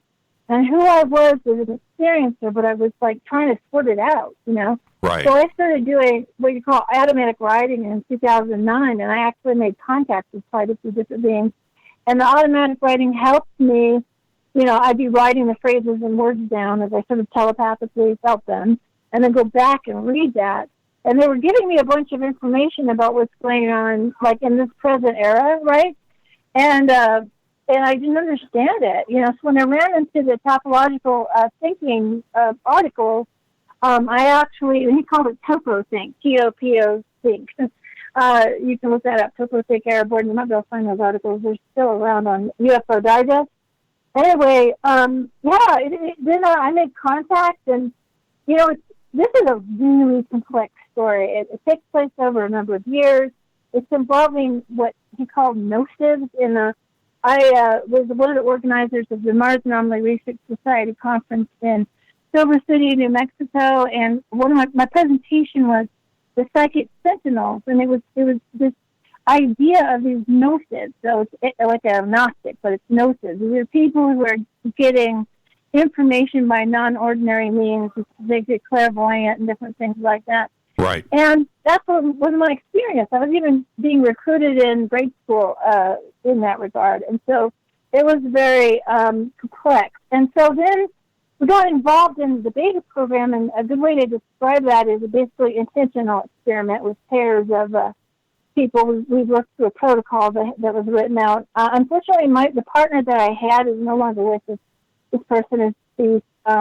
We had a lot of, after AR Borden transition, everybody's life basically, all hell broke loose.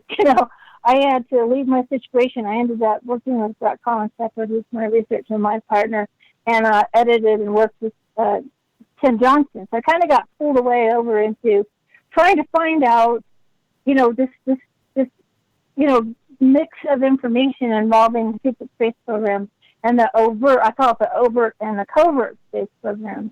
And that's kind of where I've been, is kind of just trying to understand the mind off right there, as well as continuing to be a contactee. I've worked on radio. I've done a lot of different things.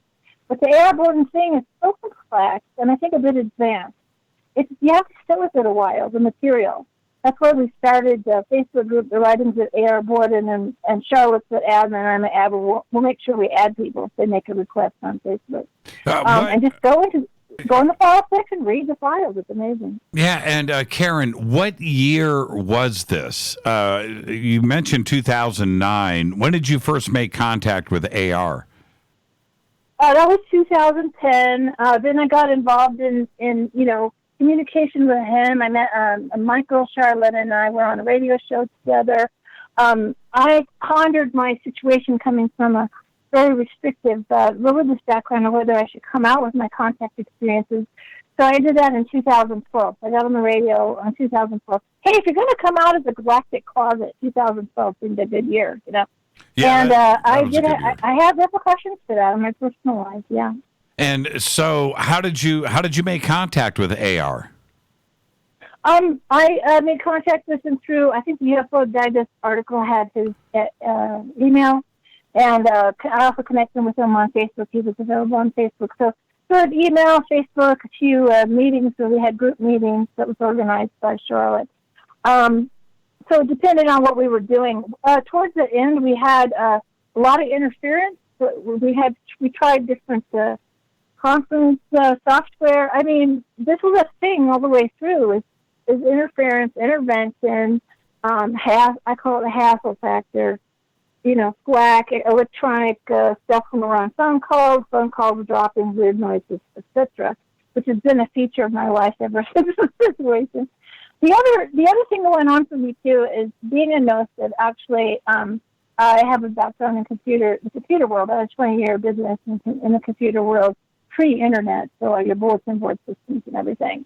And I became aware that our internet, like the technology, had been trickling to us from I think DC sources, through the military-industrial complex, and then given to us, I believe, initially to make a control grid to watch us, monitor us. We're now getting the blowback from that, with them, restricting us and calling us fake news and all that. But it's teaching us how the sort of galactic internet works. So we're like a training wheel for that. So I'm a sort of high-level communicator when I finally let myself do that, And I was able to meditate and go into various areas. And the data platform, so Charlotte didn't get a chance to talk about that, we call it the platform, was the interaction between us and what we were working with. But also, after AR transitioned, I made contact through another sort of, TJ was talking about a space bubble. I did this noticeably, so I didn't go there, but it was like, connected to it, and I made contact with AR through that after his transition. So there's a lot of people who know AR Borden who are not completely convinced of his passing. There's a lot of hinky-dinky stuff about that, but I don't want to go into it because I'm actually more interested in the information. And the main information we got was something called idiomaterial physics. So it's sort of a form of quantum hologram theory. And the original life physics group was actually physicists who were sort of rogue in the writing, so they don't get their real names. And they used Gnosis people, intuitive, to sort of go in and remote view the substructure of the galaxy and creation and materiality, which is energy-based, not necessarily particle-based. And what happened was AR felt like more people needed to know about this. So he actually went out and found a group of Gnosis to communicate that he knew would understand the material sort of gut level and then begin to absorb it. That is fascinating, and that's also heavy science. For you, when you are starting to get exposed to this, because this is way out stuff, right? This goes against the grain of all, science and physics that we're trying to figure out today. For you, how did you start to accept this? Because I was part of Project Talent in California. They were recruiting Gnosis kids for programs. Somehow I had a divine intervention that took me out of that. I probably wouldn't have survived it. And that was connected with MK Ultra and all this other stuff. It's like the list of programs just goes on and on. But I was tested. I was brought in. I was tested in multiple situations, my Gnosis abilities. And I had it my whole life, but where I used it the most in my personal life was as an empath. I was a caregiver for many family members. So I had this awareness that, the living experience of people who can't even talk letting me know they needed to be turned over or something. It was that's a natural ability, but we have overt and covert science. This is what I tell people. Right. The overt science is a corporate-based science, and it's, to sell you stuff and to keep it controlled. The covert science is where the actual, the study of all this stuff is happening on a mass level. They try to tell us they're not studying this stuff, but they surely are. And they have been, after I went through dealing with Ken Johnston and reading about the breakaway civilization and specifics. I think it's been since the turn of the century, the 20s, the 30s. I mean, the word teleportation was invented by Charles Fort, so that's way back. So this stuff has been bandied about, and, I'm learning more and more. This has been an integrated experience for me, and that's the key. It's not compartmentalized. It's integrated. AR Borden was connected to a lot of things because his material tied in with other people, and they all powwowed. But he didn't like that. They didn't make it to the general public, so this was his way to get it out there, and we're struggling. It's hard. It's a hard time right now, I think. Well, it's a hard time now, but it was also a hard time back then too, as well. Things haven't changed a whole lot. They've gotten a little worse, but let's explore this a little bit. I'm very interested when you, because you were an experiencer.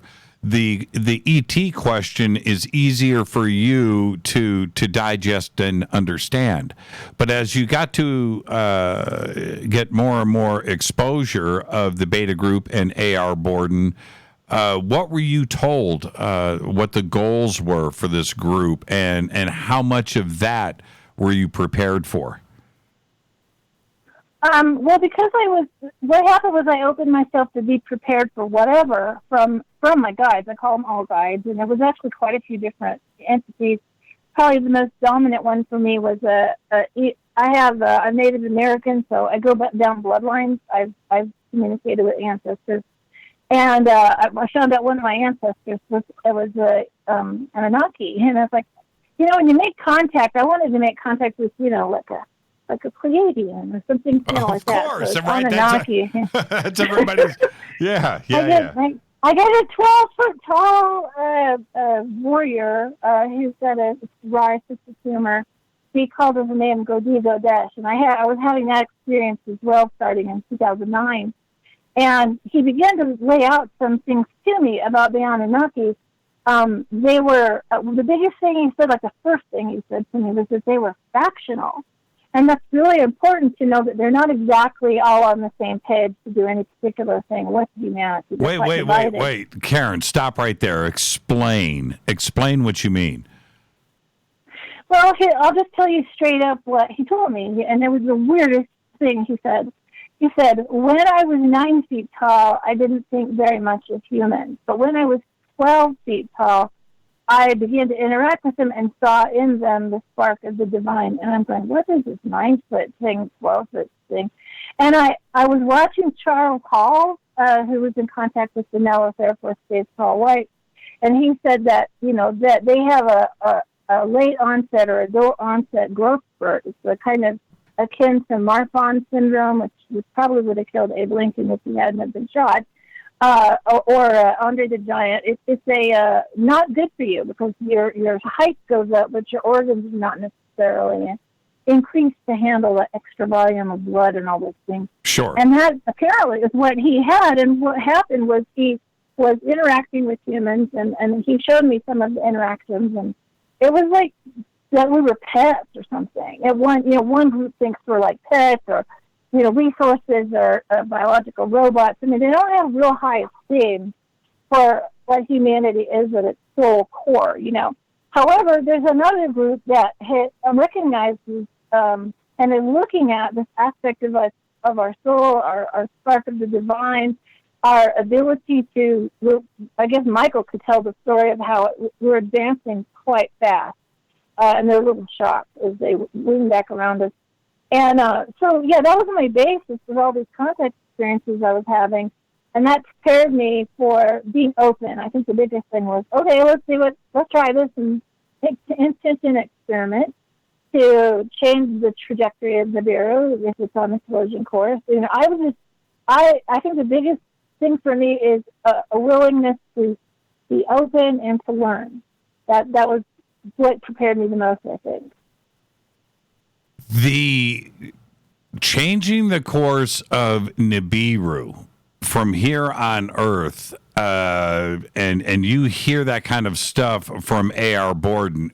Look, we're talking about fantastical, far out ideas here.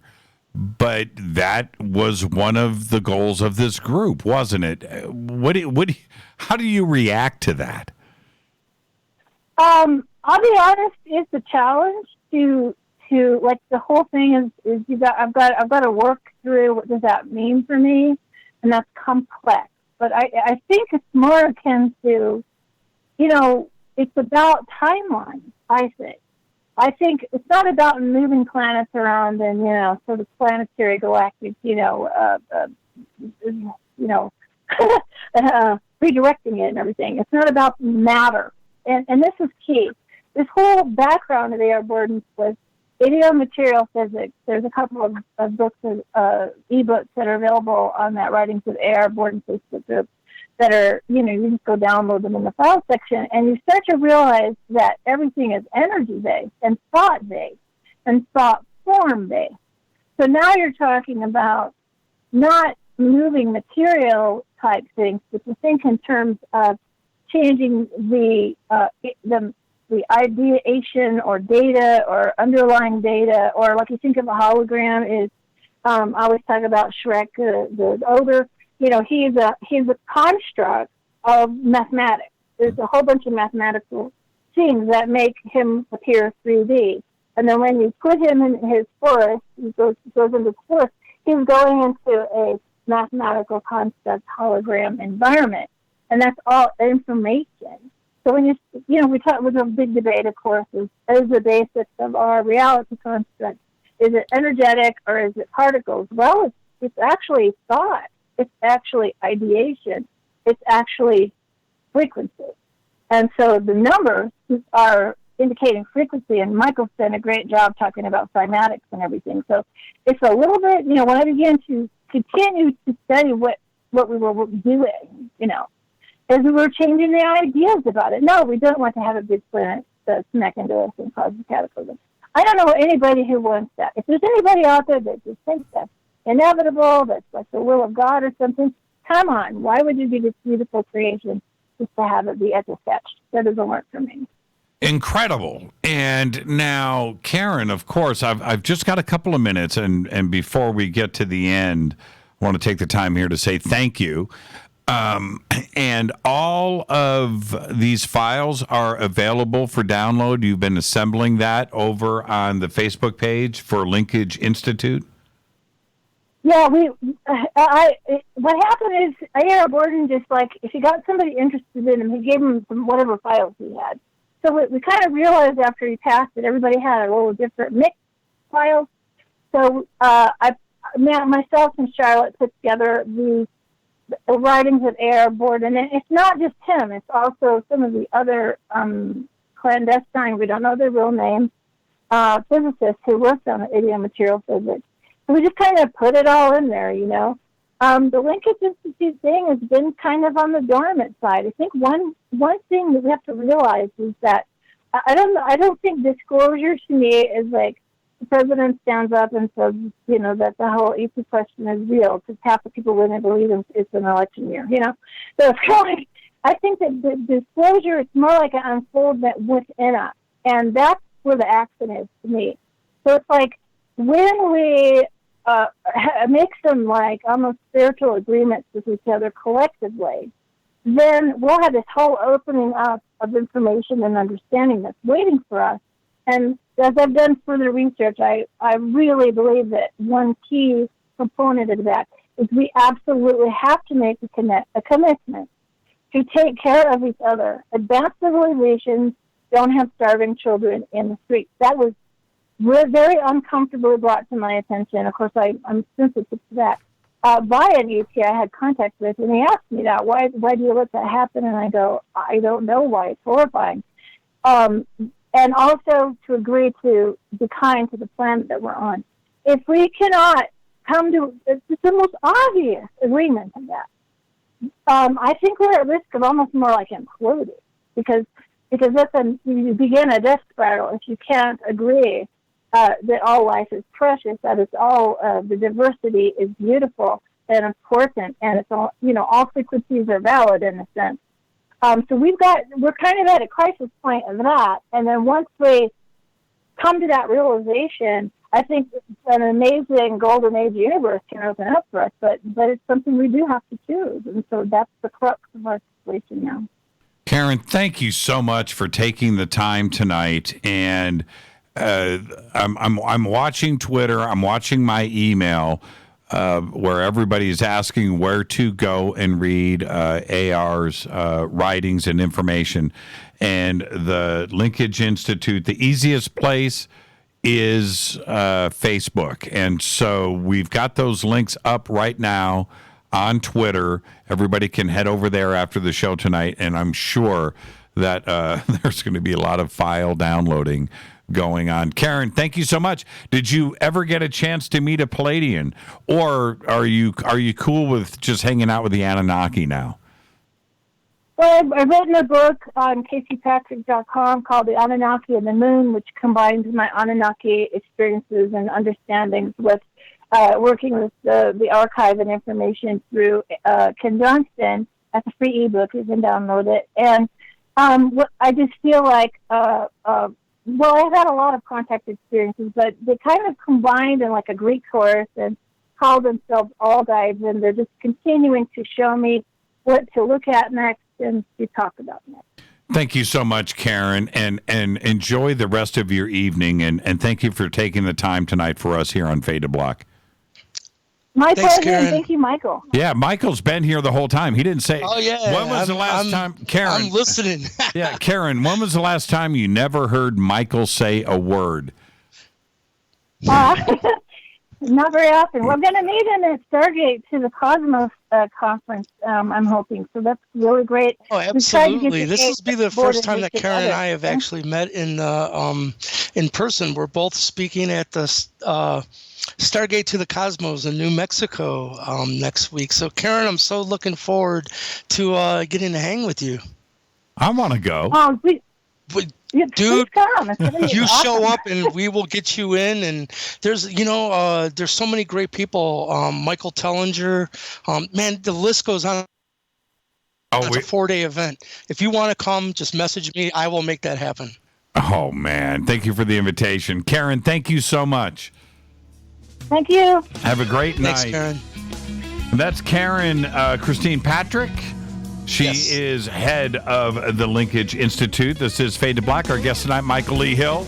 We're going to continue on. Next up is Clay Price. Stay with us. Hi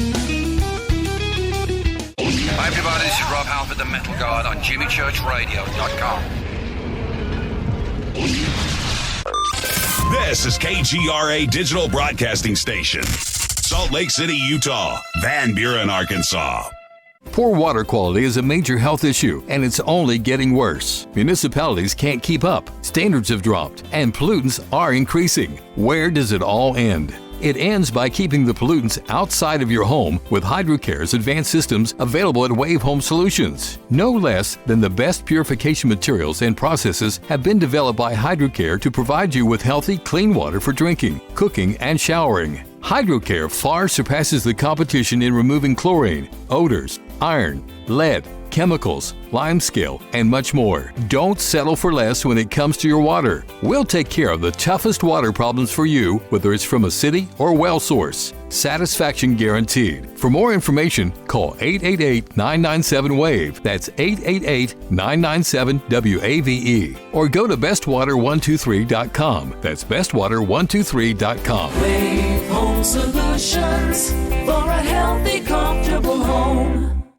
Your contact for current news and trending topics. KGRARadio.com. Does your basement or crawl space have a damp, musty smell? Well, watch out. That's a sign of too much moisture and not enough ventilation. And that can mean increased mold growth and the buildup of harmful toxins and gases. Don't bother with a dehumidifier. It just circulates the same unhealthy air. Now there's a better way to remove these dangers and odors. It's with the computerized Wave Moisture Control Unit that reduces moisture and expels pollutants. We replaced our old dehumidifier with the Wave unit, and in only 3 weeks, our basement is dry and the musty smell is gone. Wave units require no maintenance, no buckets of water or filters, and costs only pennies a day to run. Breathe better, live healthier with an affordable, no-maintenance Wave unit. Call 888-717-WAVE, 888-717-WAVE, or visit dryhealthyhome.com. Dryhealthyhome.com. Ride the wave.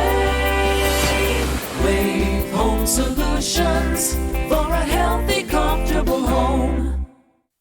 This is Jimmy Church of Fade to Black, and I only drink Fade to Black blend coffee from River Moon. Just click on the River Moon coffee banner at jimmychurchradio.com. Promo code F2B Blend.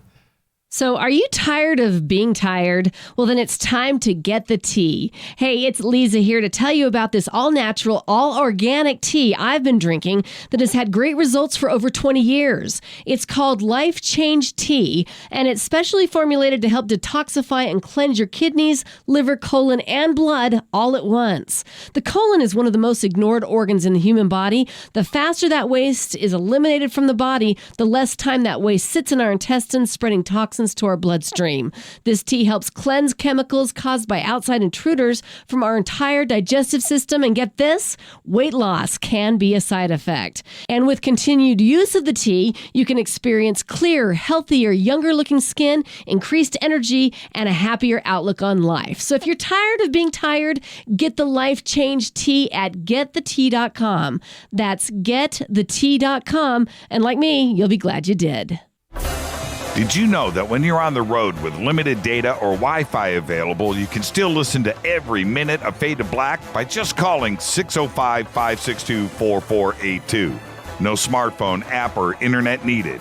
It saves your data plan and no extra cost if you have unlimited minutes. Just call 605-562-4482. You can listen to me, Jimmy Church, on any phone, anytime, anywhere. Go Beckley Tappy.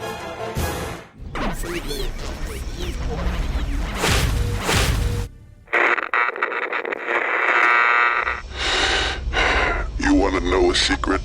I love ponies. I really love ponies. I'm serious. I couldn't stay sane without ponies to brush. Why Fade to Black? Because you never got that pony, damn it. This is Fade to Black with Jimmy Church on the Game Changer Radio Network and KGRA, the Global Radio Alliance.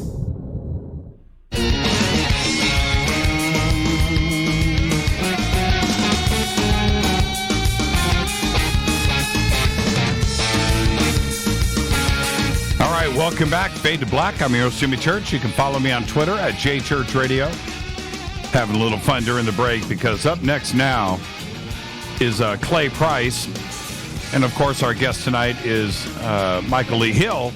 And I was just walking around the bunker here pulling guitars off the wall and some Strats off the walls and showing them off to the bunker cam. Michael, I don't know if you were watching, but sometimes I just have to do that. Hey, Clay, welcome to the program. How are you? Hey, man, I'm good. Good to be here. Now we've got 3 guitar players that are all ufologists right now on the show together. So what comes first, right? The chicken or the egg? We all need to jam. Yeah. So there you go. Oh, man. I don't know where to start with you, Clay, but I kind of want to go here. With all of the talk about the secret space program over the last 3, 4, 5 years, it's been pretty insane inside of this community. But the talk about and knowledge of the secret space program, it goes back decades. When did you start to get involved?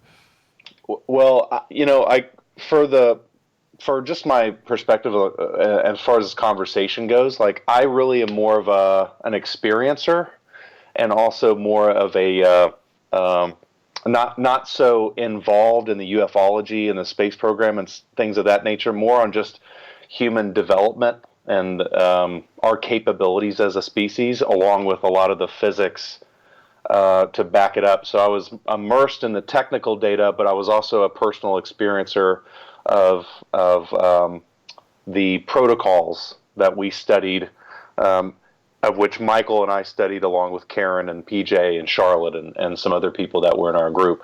So I was just had some very, very high sensitivities to chi, if you want to call it that word. And then a lot of other personal experiences that happened along the way. Right. That's some things that I'm more intimately familiar with and have a very in-depth knowledge of versus, some of the more aspects I can't speak of directly. Right. And when you first got involved with the group, I'm assuming it was the same timing as everybody else, 2009, 2010?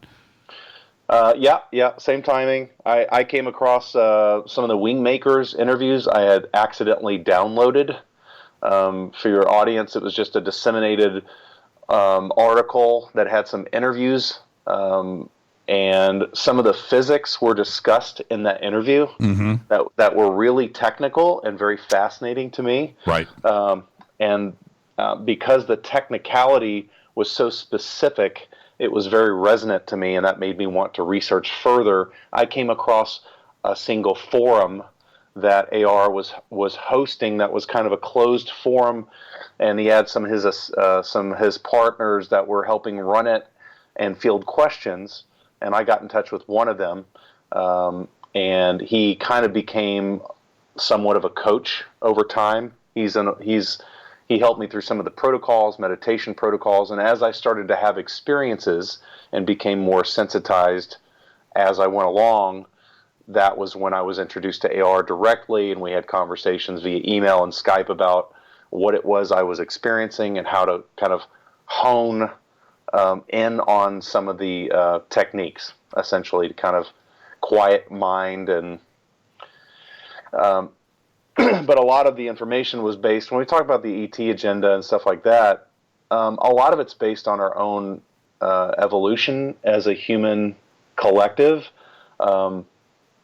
And a lot of it's based on the fact that we live in a, like Karen was saying, a very vibrational environment, but it's non-local. And all that means is, when PJ was trying to explain to you how some of these meetings take place, they can take place in a non-local environment. All that means is space is kind of illusory. And so with the right either technology or the right techniques in some cases, you're able to project parts of yourself, not in your physical body, but you're able to project parts of yourself, and groups can agree to do this at the same time, and they can actually meet in different, whatever you want to call it, dimensions, whatever term you want to, but they can actually meet non-locally in other dimensions and exchange information between each other, and come back into physical body and have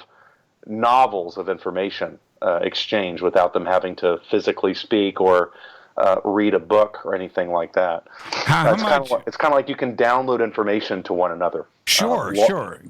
Clay, with your background and your knowledge of life and the world around you, and certainly the ET question, there is that time before AR Borden where where you were coming from, and then as you're exposed to the group and what the group's intentions were, and certainly this whole locality, non-locality, interdimensional possibility, binary, non-physical situation. How did you start to absorb that and understand it and of course accept it? Well, a lot of it had to do with like the capabilities of human beings. That was one of the reasons. I'd call it like a carrot on a stick. It just basically means like when you have remote viewing, manifestation of a physical object, you can manipulation of matter. Those are all tricks, right? They're capabilities that all human beings have if they're at particular levels of an evolutionary connection. We all have these abilities. Those abilities are just symptoms of doing self-work, I guess you could say it. So that's one of the reasons why I was able to connect with. Part of my studies were studying the trick. So once I had some remote viewing experiences and I was able to extrapolate hard data, once I was able to have actual, you can use the term kundalini or whatever you want to use it, but essentially all human beings have particular energetic phenomenon that happen inside their body. Most times it's ignored because it's subtle, but just like working out in a gym, the more that you focus in on the meditations, the protocols, you sensitize your body and your mind to that phenomena, and then it becomes way more concrete. It's something that you can use in your everyday life. A lot of it has to do with being an empathic. Karen talked about her empathic training, right? Having a child that she had to take care of that wasn't able to speak, so she was naturally attuned to a lot of those abilities. A lot of people that are empathic, they think when they take on other people's emotional states that it's their state. So a lot of times there's a lot of empaths that take medication and become introverts or agoraphobic because they don't leave their house, because when they leave they start absorbing other people's energetic dissonance, like when people go to rock concerts or people that hate going to parties or shopping. Christmas shopping is a nightmare for me. Right. But so the once you're able to establish like a healthy boundary from what is you, what's actually you, and what is actually other people's energetic phenomena, then that's when magic starts to happen, because once you can discern this is not my emotion, it's somebody else's, well, now you're on the cusp of telepathy. Because all feeling other people's feelings is just a broad energetic phenomena, but when you zone in on that at a particular level, you start to get real actionable information from that. So not only do you feel somebody's anxiety, you feel the reason why they feel that way. I got to ask you, man, how do you apply that to practicing the guitar? No, I'm just kidding. That's a 5-hour answer. Oh dear Lord! Yeah, I'm a Berkeley guy too, by the way. I love the music you've been playing, the guitar stuff. That's Doug Aldrich. Okay. Yeah, that's Doug. Nice. You know Doug. That's his album Electrovision, and I helped work on that album with him. But anyway, enough of that. Yeah. I can go right there, and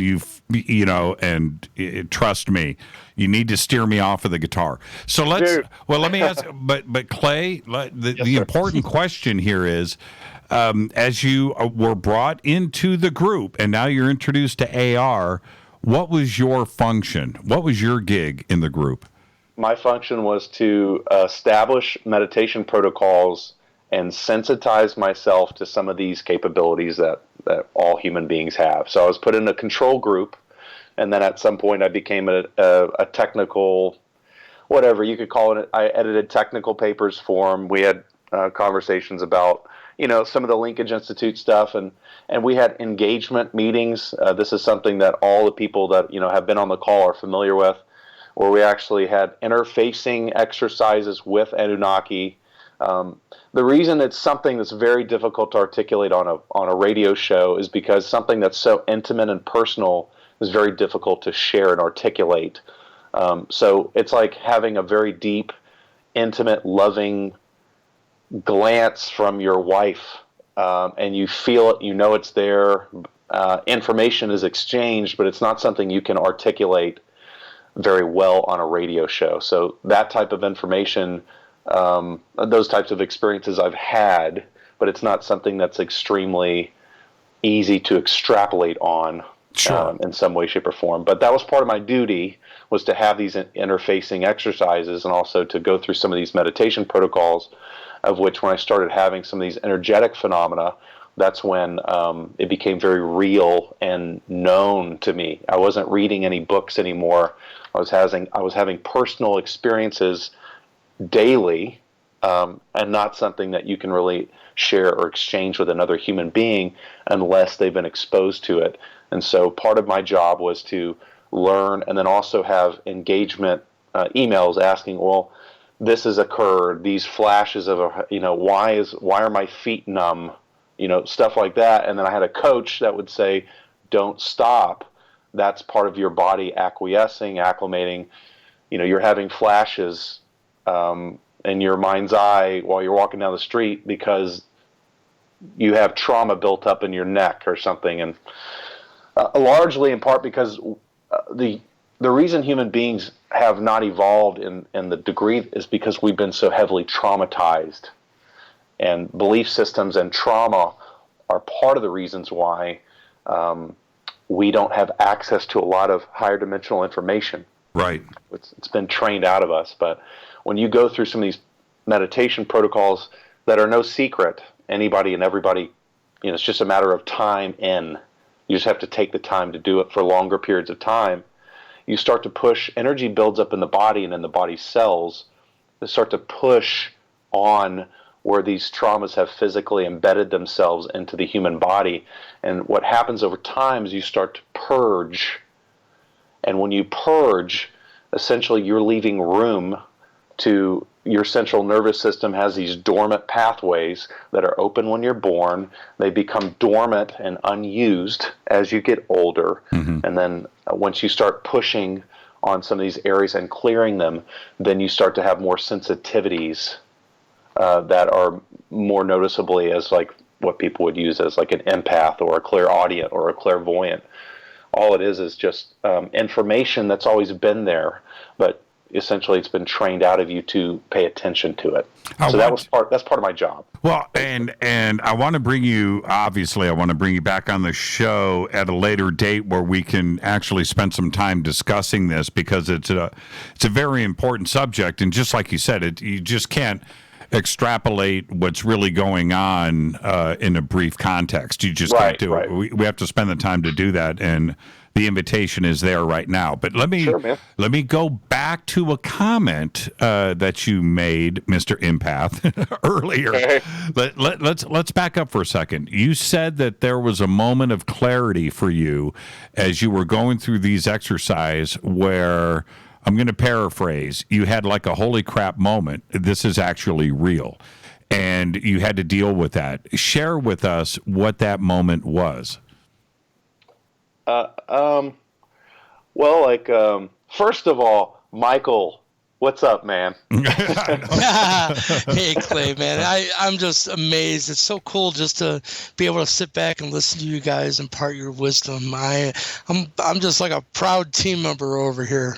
Cool, baby. Well, hey, man, I missed you. It's good to talk. It's good to hear your voice, man. Yeah. Hey, Jimmy, I want to tell you, when I went to AR and said the Anunnaki are guiding me into that we're not tuned properly, that A shouldn't be 440, it should be 432. I had no idea what the hell was being brought to me. And so I went to AR and I said, AR, why am I being like, they're telling me we're not tuned properly. What's that about? He goes, oh, well, let me introduce you to Clay Price. So, he started this road, and dude, we'll talk about it after the show, but that whole subject is led. I told you, Jimmy, with Richard Hoagland saying they found out that the whole precessional cycle is encoding 432 frequencies, and that truly it is the frequency. Well, 432 squared becomes light, which is C, times mass equals energy, right? It's if you run E equals MC squared backwards, it's 432 squared becomes C squared times mass equals energy. So thank you so much for joining us, and thank you for being there as a mentor to me. One of the first things you said to me is like, I don't even know how you guys can tune your guitars if you're tuned to A equals 440. I was like, what's this dude talking about? Now I know what you're talking about. Yeah. And to get back to your question too, I know we kind of got off subject real quick. It's guitar, man. Guitar will do it every time, Clay. You know that. Okay, so yeah, I know. Dude. ADD. And yeah, we can get in that if you want to, but you asked about my aha moments. Yes. And in part, I'll give you more of a dynamic, or like more the sexy experiences, if you will. But basically have to do with there are some exercises that have to do with in inducing a Kundalini experience. And in a meditation, if you have a charge, like the body cells, there's different types of chi in the body. So and they're polarized. So when you do long terms of meditation, you actually start to finally balance out the body system. They manifest in the body as kind of an acidic environment of the body, an alkaline body, but they're really negative and positive charges in the environment. And also the food that you consume and the air that you breathe. But like, that was one of my aha moments, was basically going through an exercise and having this experience explode through my body system. And it was a huge purging experience as well. So, you don't just have this experience, but you sit there and cry for 20 minutes like a baby, because it's pushed a lot of this blockage out of the way, which are usually embedded by trauma, and we have it physically embedded in all throughout our body system. So when one of those blockages came undone, that was one of my aha moments. I was just like, holy shit. I'm sorry if I can curse. Sorry, I didn't mean to, but this is in fact real, and we all have this ability. And it was also, not to get on a huge rant, but it also has, for me, it was an epiphany about how religions function. Because when you have the ability to unconditionally love yourself, not to get a little too deep, but that unconditional love is scientifically viable. And there's tons of physics. When you use it, like when Michael talks about 432 and you hear about phi and being fractal and stuff like that in the New Age kind of lingo, right? It's also defined as love. And so when you have deep love and compassion for yourself, your aura actually implodes more efficiently. And the more auric implosion you have in your cells and in your body, you actually start to garner more energy, and information starts to come into your body that's deciphered by your central nervous system, goes up into your right brain hemisphere, and you start to experience that as gestalts of insight, inspired bursts, information from other human beings when they don't speak to you, telepathy or whatever you want to call it, downloads of information. The central nervous system, once it becomes undormant, is in part what starts to relay that information to your right brain hemisphere. So that's some of the stuff that A&R Borden and I discussed, and then also some of the stuff that one of the guys I worked with as a trainer, he was kind of my coach. We went through that as well. He had been physically initiated into some esoteric orders, and so that's also some of the training that they do. It's very much like you have to acquiesce to the capabilities and the environment. You would literally die if you were just put in an environment. Yes, yeah. And how do you see? This is the thing. And Clay, I got to thank you right now. I've just got a few minutes left, and probably the most important question at this point certainly is, just like you just said, you could die. How do you control it? How did you learn to control this? Because once it's unleashed, well, you got to reel it back in too, as well. Well, you could get a little deep, but it's not like really controlling it. It's the fact that there are actually monitors on the Earth. And when I say monitors, I mean whatever you want to call it, ET monitors, government monitors, that actually monitor for this type of phenomenon in globally. How so? They actually will track people that have had these that have had either been struck by lightning, or they've had these as children. People that a lot of times kids have experiences they don't know how to explain. But if it's not trained out of them, if it's induced or encouraged or fomented by their parents, right, over time, that can actually be a huge problem for controlling interests. When you because it's contagious, and that's something Michael and Karen also talked about, but AR really preached. He was trying to help us foment these abilities and also foment the technical knowledge that we could relate to other people, but it's also dangerous in the sense that controlling it, all of our governmental systems, economic systems, financial systems, are all based on a particular set of belief systems, and as soon as those systems don't apply to human beings anymore, then for short periods of time, you'd have chaos, especially if people that have these abilities don't have the moral fortitude to act in a society the way that they normally should. Right. Because this is a tool. It's like a hammer. Right. You can use this in any way, shape, or form that you want, and that's why. I know you had a break, but Illuminati also have, and negative factions have these abilities they've induced in themselves. They just use them for nefarious reasons other than to help humanity. So it's just a tool that every human being has, assuming you remove a lot of the trauma and belief systems. That's one of the reasons. So I'm not wide open. I'm here in the world like everybody else. I have my glimpses. That's what I call them. And those glimpses are what kind of keep me sane, I guess you could say. Oh, wait a minute, we're not actually.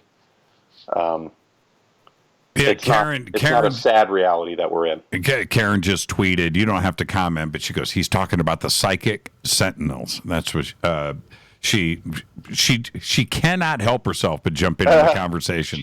She's awesome, by the way. She is.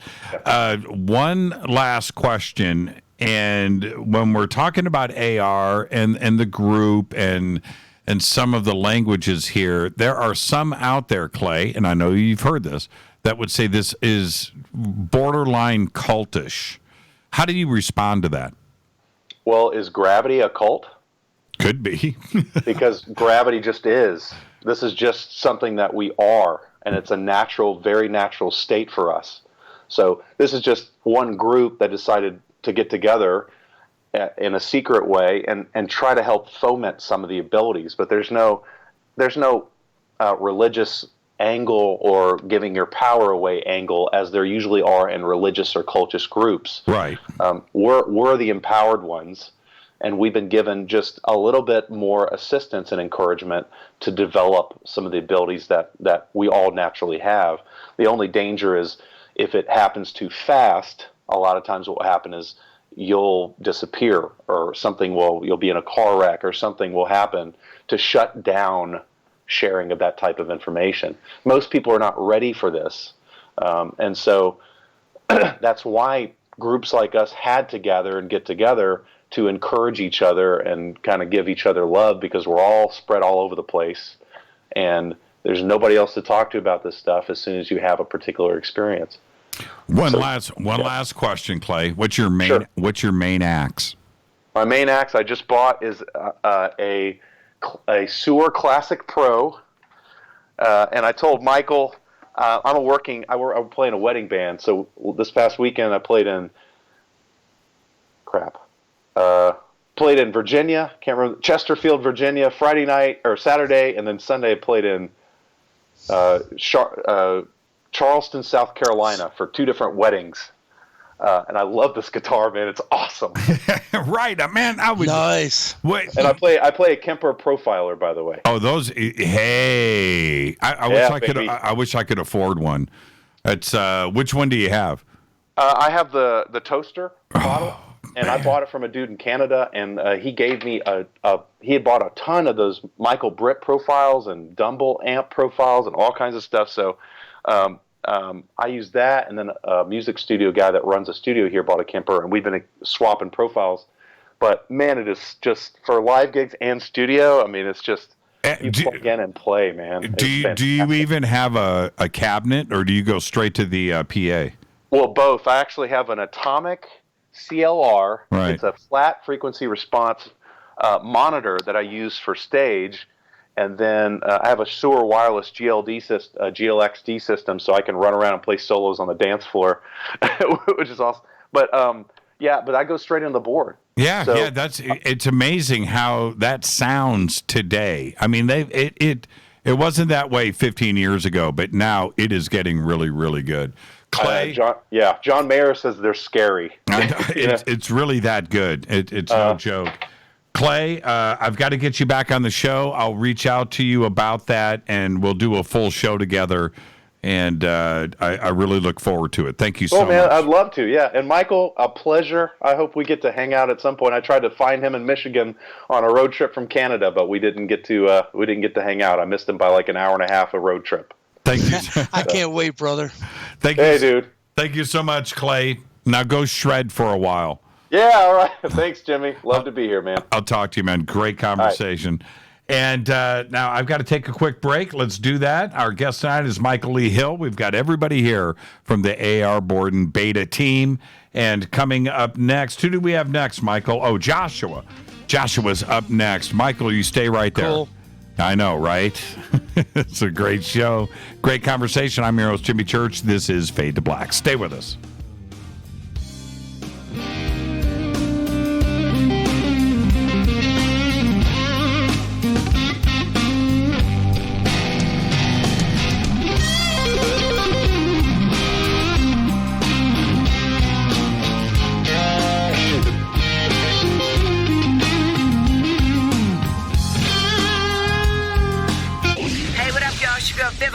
Here, and you are listening to my boy Jimmy Church on JimmyChurchRadio.com.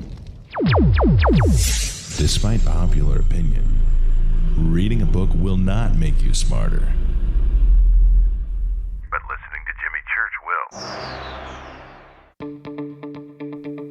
will. Hurricanes, earthquakes, wildfires. This year we've experienced more than our fair share.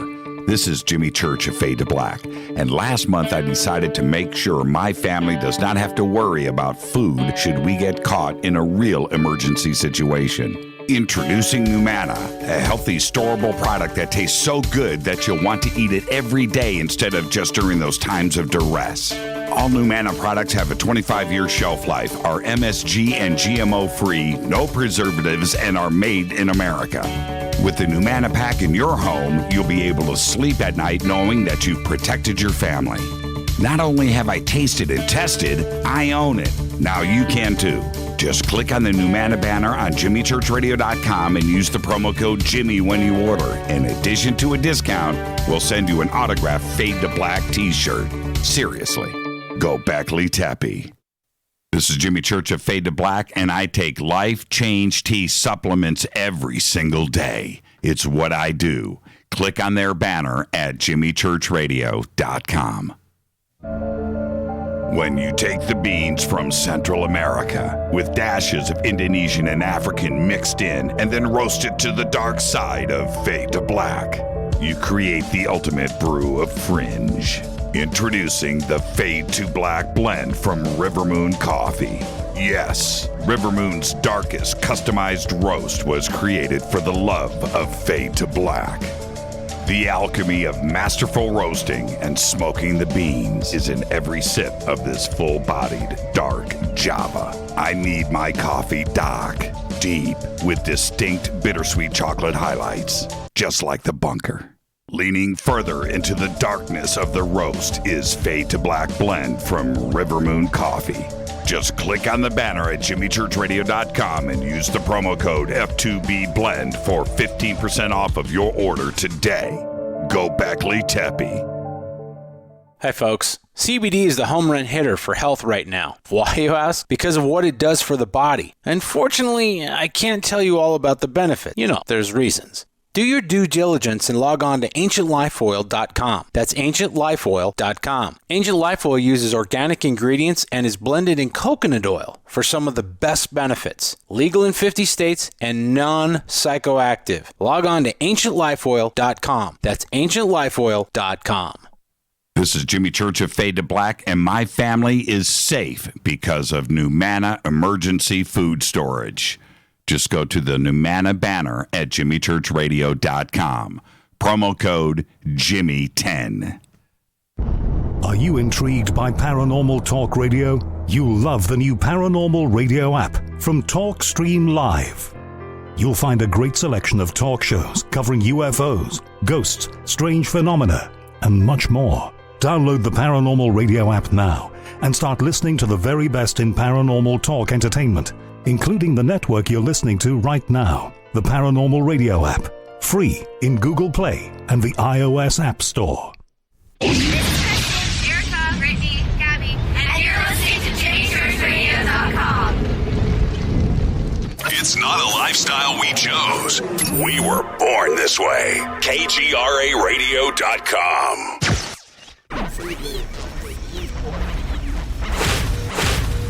This is KJCR at JimmyChurchRadio.com.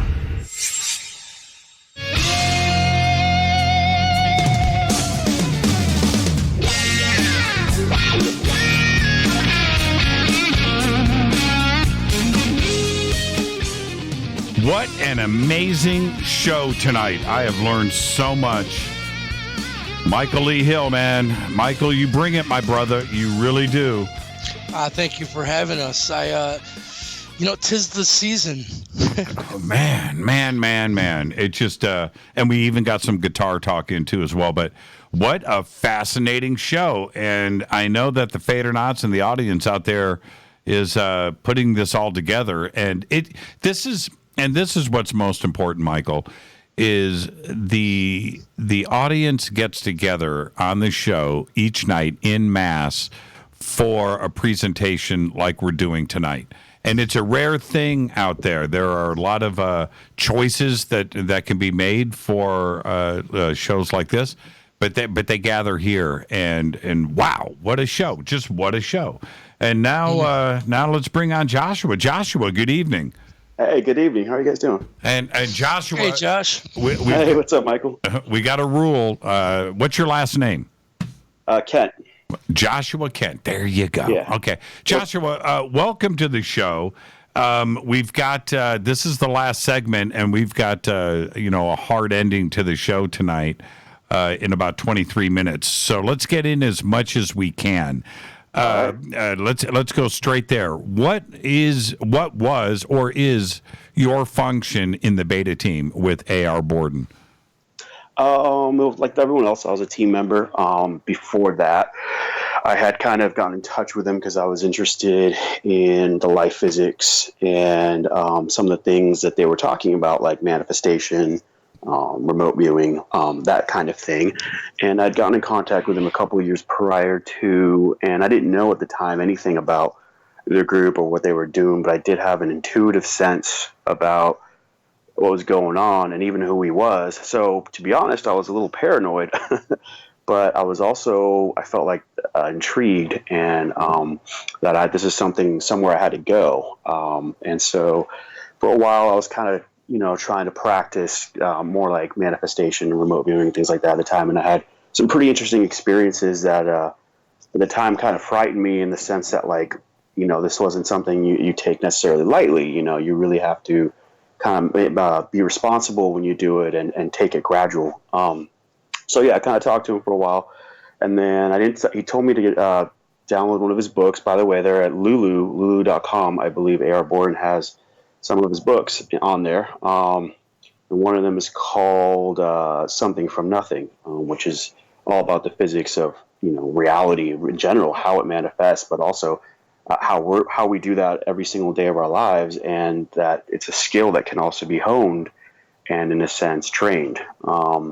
So that was kind of my initial interest, and from then went on, kind of like Clay, I also, participated in the forum and got to talk to a lot of the other like-minded people that were on a similar trek of information and knowledge. And we all became kind of close in the sense that we shared and exchanged information and ideas.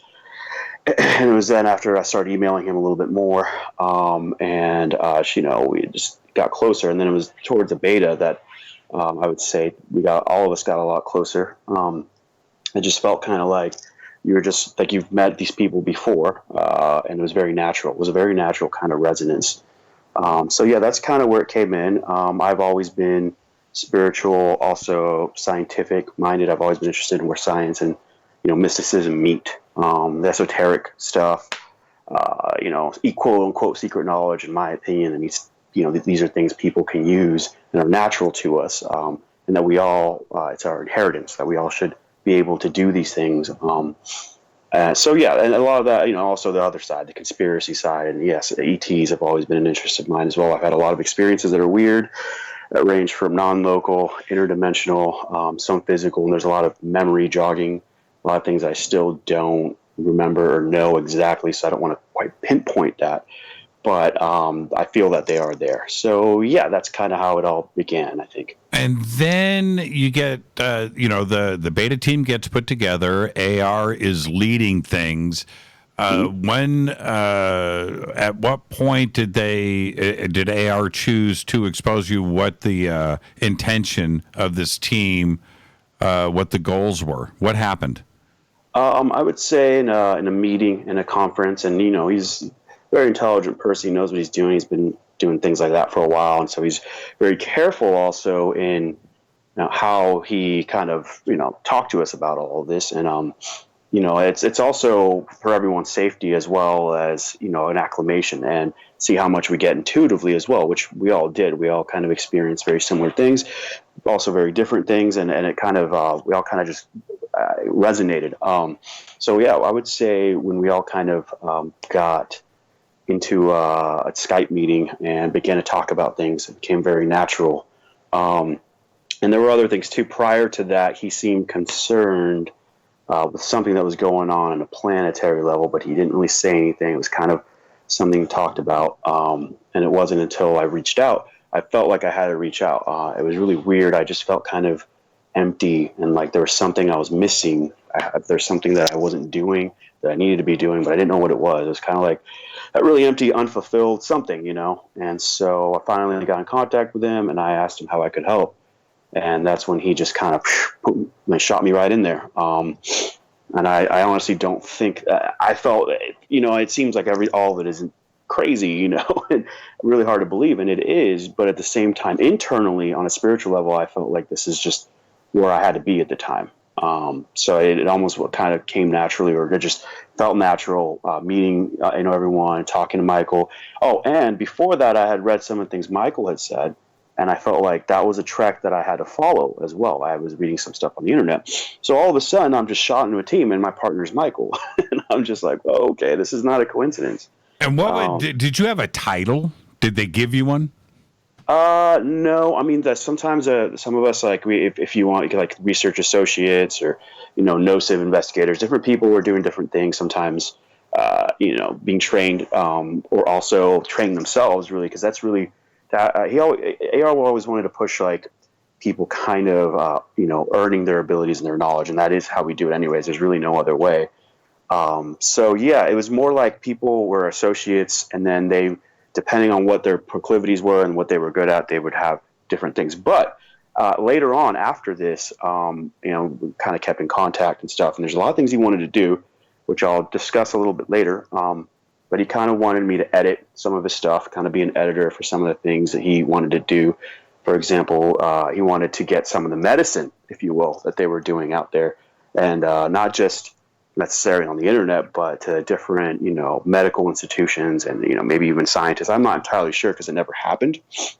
But he kind of tested me in that sense too, and asked me to write some things and also edit some things. But it was really exciting. It was really exciting because the kind of physics that they were doing, biophysics, was all about, what chi and all these things really are in a scientific sense. And it's pretty complex stuff, actually. And what it means to medicine and what it means to our ability to regenerate and order itself, even taking the cells back in time.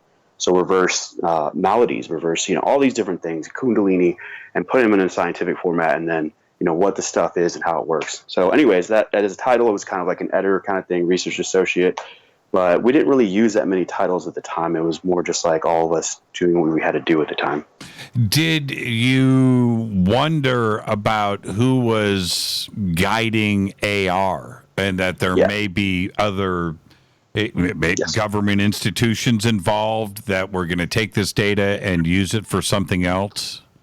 I would say, well, I'm not sure about the data and all that, but prior to even talking to him, I just had an intuition that he was, just deeply involved and, very, I don't know. And my paranoia from that came just because I've had a lot of experiences in the past that I couldn't explain. And some of them felt like, it could have been, something to do with monitoring or government or, certain kind of electromagnetic technologies.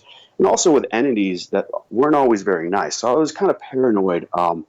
But when I talked to him and when we started communicating, there's just a lot of light. He's very, he's very intense, very focused, had a very powerful intention energy, which is another thing we should get into some other time. But he was also very relaxed and very loving and humorous.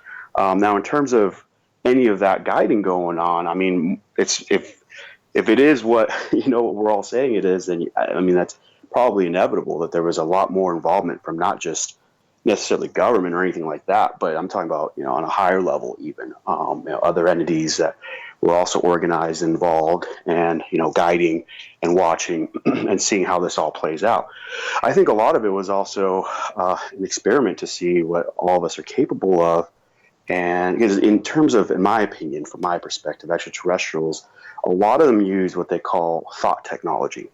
And it's the ability to use intention to cascade effects into reality to fix issues or anything. It could be a planetary problem. It could be something on a local level. And I think this is something AR wanted kind of out there or kind of to push forward. He talked about the 3% protocol and how if we knew how to use our own intentions, our own minds, our own energies, essentially we could affect any change we wanted. And I think some of that, he wanted to get the technical knowledge out as well as some of the practical stuff. So anyway, sorry, I kind of deviated from your question. Do I think there was more going on? Absolutely. Do I know exactly what that was? I could say no. But one of my gifts, if I have any, is just spontaneously kind of figuring things out. And so on that level, there's, I'm kind of going to step it back a little bit and we'll just keep going with the questions. Sorry. No, I want to know, Joshua, what did you figure out? What? I would say pretty much what's already been said here by all the different guests. It definitely was more going on with the whole, Anunnaki thing, which, by the way, in the books he put out and some of the information that Michael's put out, they call some of the talk for them as SAMs, which is short for Shami. And the name of the planet is also along those lines. I think it's the same. So that's why they call them that. So Nibiru is more of a Sitchin interpretation of what it is, but that's not what they call it. So anyway, so yeah, that definitely felt there was a lot more of that, but also not just them. I think there were a lot more involved, in my personal opinion, and what I felt when even some that probably didn't even want to be there, I think, assisted in that transition in the project. And if you will, in the intention, the group collective intention. And some of them were also not physical.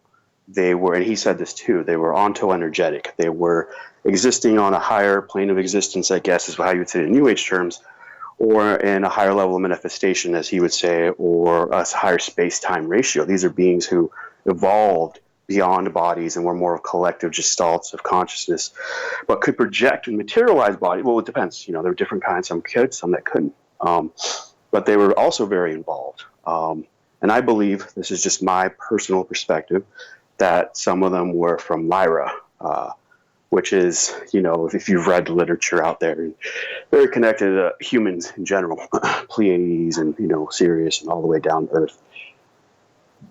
The back in time issue too, and the pharmaceutical side of things and healing, was that ever achieved? Well, you mean by us, or just by different people in general, like different organizations? No, by you guys. I mean, was that something that you ended up documenting? Well, the thing is what AR wanted to, I think part of what he wanted to do is for people to create their own Gnosis protocols to generate the effect within themselves without the need for an external technology. Sure. So some of it was, here's this technical stuff, here's the science, here's why it's possible, and all these different things. And then, here are, what you can do, for example, with remote viewing or extension neurosensing. And he also talked about the ability to talk to cells, talking to DNA, which was, I think, one of the great contributions in the public domain. And that sounds silly, but, the physically talking, but also on a nocive level.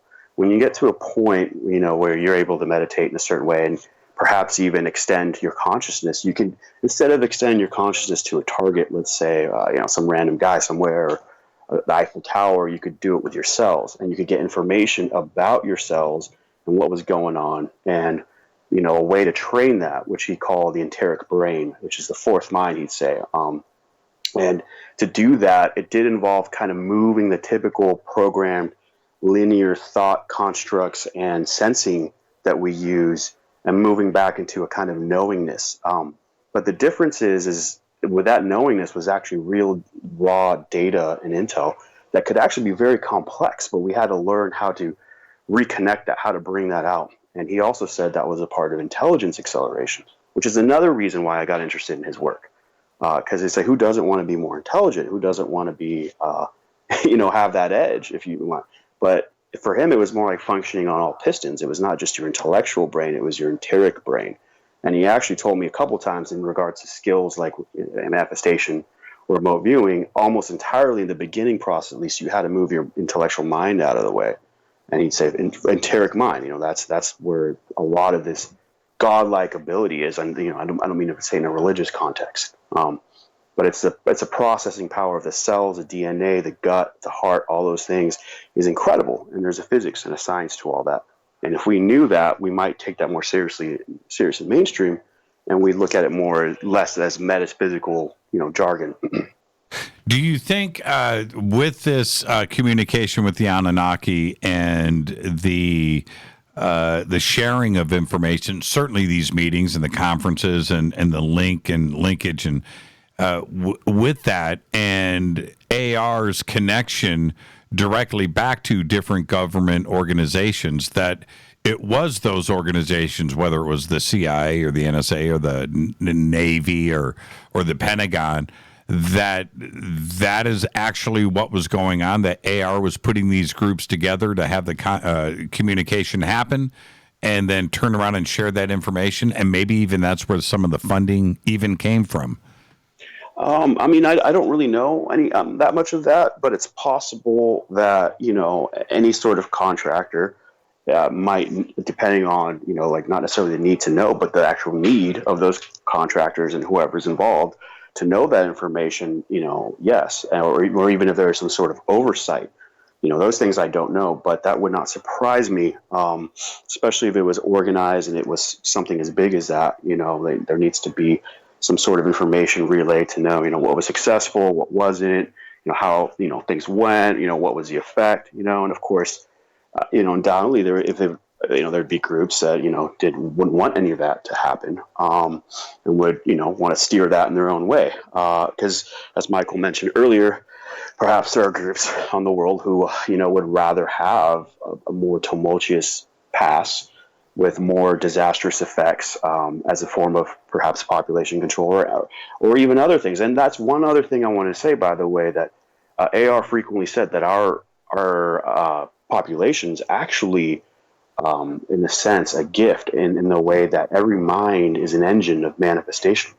And if only 3%, which was what we talked about, they didn't quite understand why, but in their studies and in their experiments and also in their communications with others, 3% of any given population, even if it was a control group of 10 people, and those 3 people or whatever would, if they manifested an ability and they all were on the same page, the other ones would catch up quickly.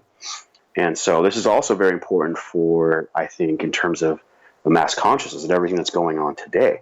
There's a lot of division. There's a lot of obfuscation. A lot of talk of awakening, but a lot of the awakening is more based on getting information and then kind of dividing ourselves on what's wrong or what's right, instead of developing our ability to actually gnosively explore and to think at a higher level and to interconnect and use our intentions collectively, which a lot of people do. There's group meditation and stuff like that. It's amazing. But that was one thing I think he really wanted to let people know about, or at least push forward, is that we have these capabilities and we use it on a daily basis. And it might be even that these groups, that are, more about division and conquering and things like that, use it against ourselves. We, in a sense, everything from the media to political to economic, we're kind of, told what is the status quo and what's not. And we manifest a reality that's conducive to those more than to ourselves. And taking the power back, I think, starts, like everyone says, with ourselves. And we have these capabilities, all of us. And he would call that manifest, produce, observe, because observership is a part of it, and so is intention. Joshua, fascinating, man. And just like Clay, I've got to get you back on the show, and let's just take the time. A 20-minute segment doesn't do any of this justice, and just an amazing conversation. And I want to thank you again for taking the time tonight. Unbelievable. Thank you so much, Joshua. Yeah. Thanks, say good night to Michael. He's been here the whole time. Thanks, Mike. I just want to say, AR told me personally, he said the biggest secret kept from mankind is the 3% rule. It doesn't take, society wants to make us think that how can we change the system, the machine, and that we have no power to change it. It doesn't take many of us operating at a higher frequency before it spreads throughout the mass. And by the way, he told me that we're already past that 3%. Nice. Now it's just a ripple effect of it spreading. Well, let's hope. I mean, let's hope. Joshua, thank you so much, my friend. And peace, brother. And we've got to get you back on. We'll do a full show. Okay. For sure. Yeah, sounds good. Thank you so much, Joshua Kent. Everybody now. As I've got 1 minute left, Michael, and I want to thank you for putting all of this together tonight. It was way beyond everybody's expectations, and thank you for that. It's my pleasure, brother. Let's part with this. With everything that is going on right now, with the chatter about secret Pentagon programs and Bigelow. And these. They contacted me. You know that. Yes, I do. Yeah, and they said we know you're in contact with the Anunnaki. So with everything that is going on right now, and your work with AR and the beta team back then, does all of this just help us complete and connect the dots in that what TTSA has been reporting on and what has been going on in the Pentagon and Bigelow and this warehouse out in Las Vegas and your experiences, is this just connecting the dots, or are they not related? I've only got 15 seconds. They are absolutely totally related, and it's us entering. The Anunnaki communicated it's all about the entry into the age of Aquarius, and we're now in it, and mankind is about to enter the next golden age, and the cabal and all this economic slavery system, it's about ready to crumble. So once it crumbles here shortly, we'll have another show. Hey, Michael, really quick, where's the Stargate conference? Stargate to the Cosmos is in Albuquerque, New Mexico, and it starts the 25th through the 28th, and I'll send you some info on that. Really, if you can make it, anyone, please stop out if you can make it. It's going to be an amazing event. And Jimmy, if you want to come, I mean, it'd be freaking great. I would love to. And with that, I'm going to put you on hold. Stay right there, Michael. Fade to Black's executive producers, Rita Camarion. Show's produced by Hilton J. Palm, Renee, Dennis, and Bob. Announcers are Steve Harder, Gene Viteau, and Mark D. Kovar. Webmaster, Drew the Geek. Music, Doug Aldridge. Intro, Spaceboy, spaceboymusic.com. Fade to Black is produced by KJCR for the Game Changer Network, and syndication is KGRA, The Planet. I got to thank Michael Lee Hill, Charlotte and PJ, Karen, Clay, and Joshua. Amazing conversations tonight with all of you. This broadcast owned and copyrighted 2018 by Fade to Black and the Game Changer Network. It cannot be rebroadcast, downloaded, copied, or used anywhere in the known universe without written permission from Fade to Black or the Game Changer Network. I'm your host, Jimmy Church. Tomorrow night, Fader Night, open lines all night long. Until then, everybody be safe. Go Beckley Teppy.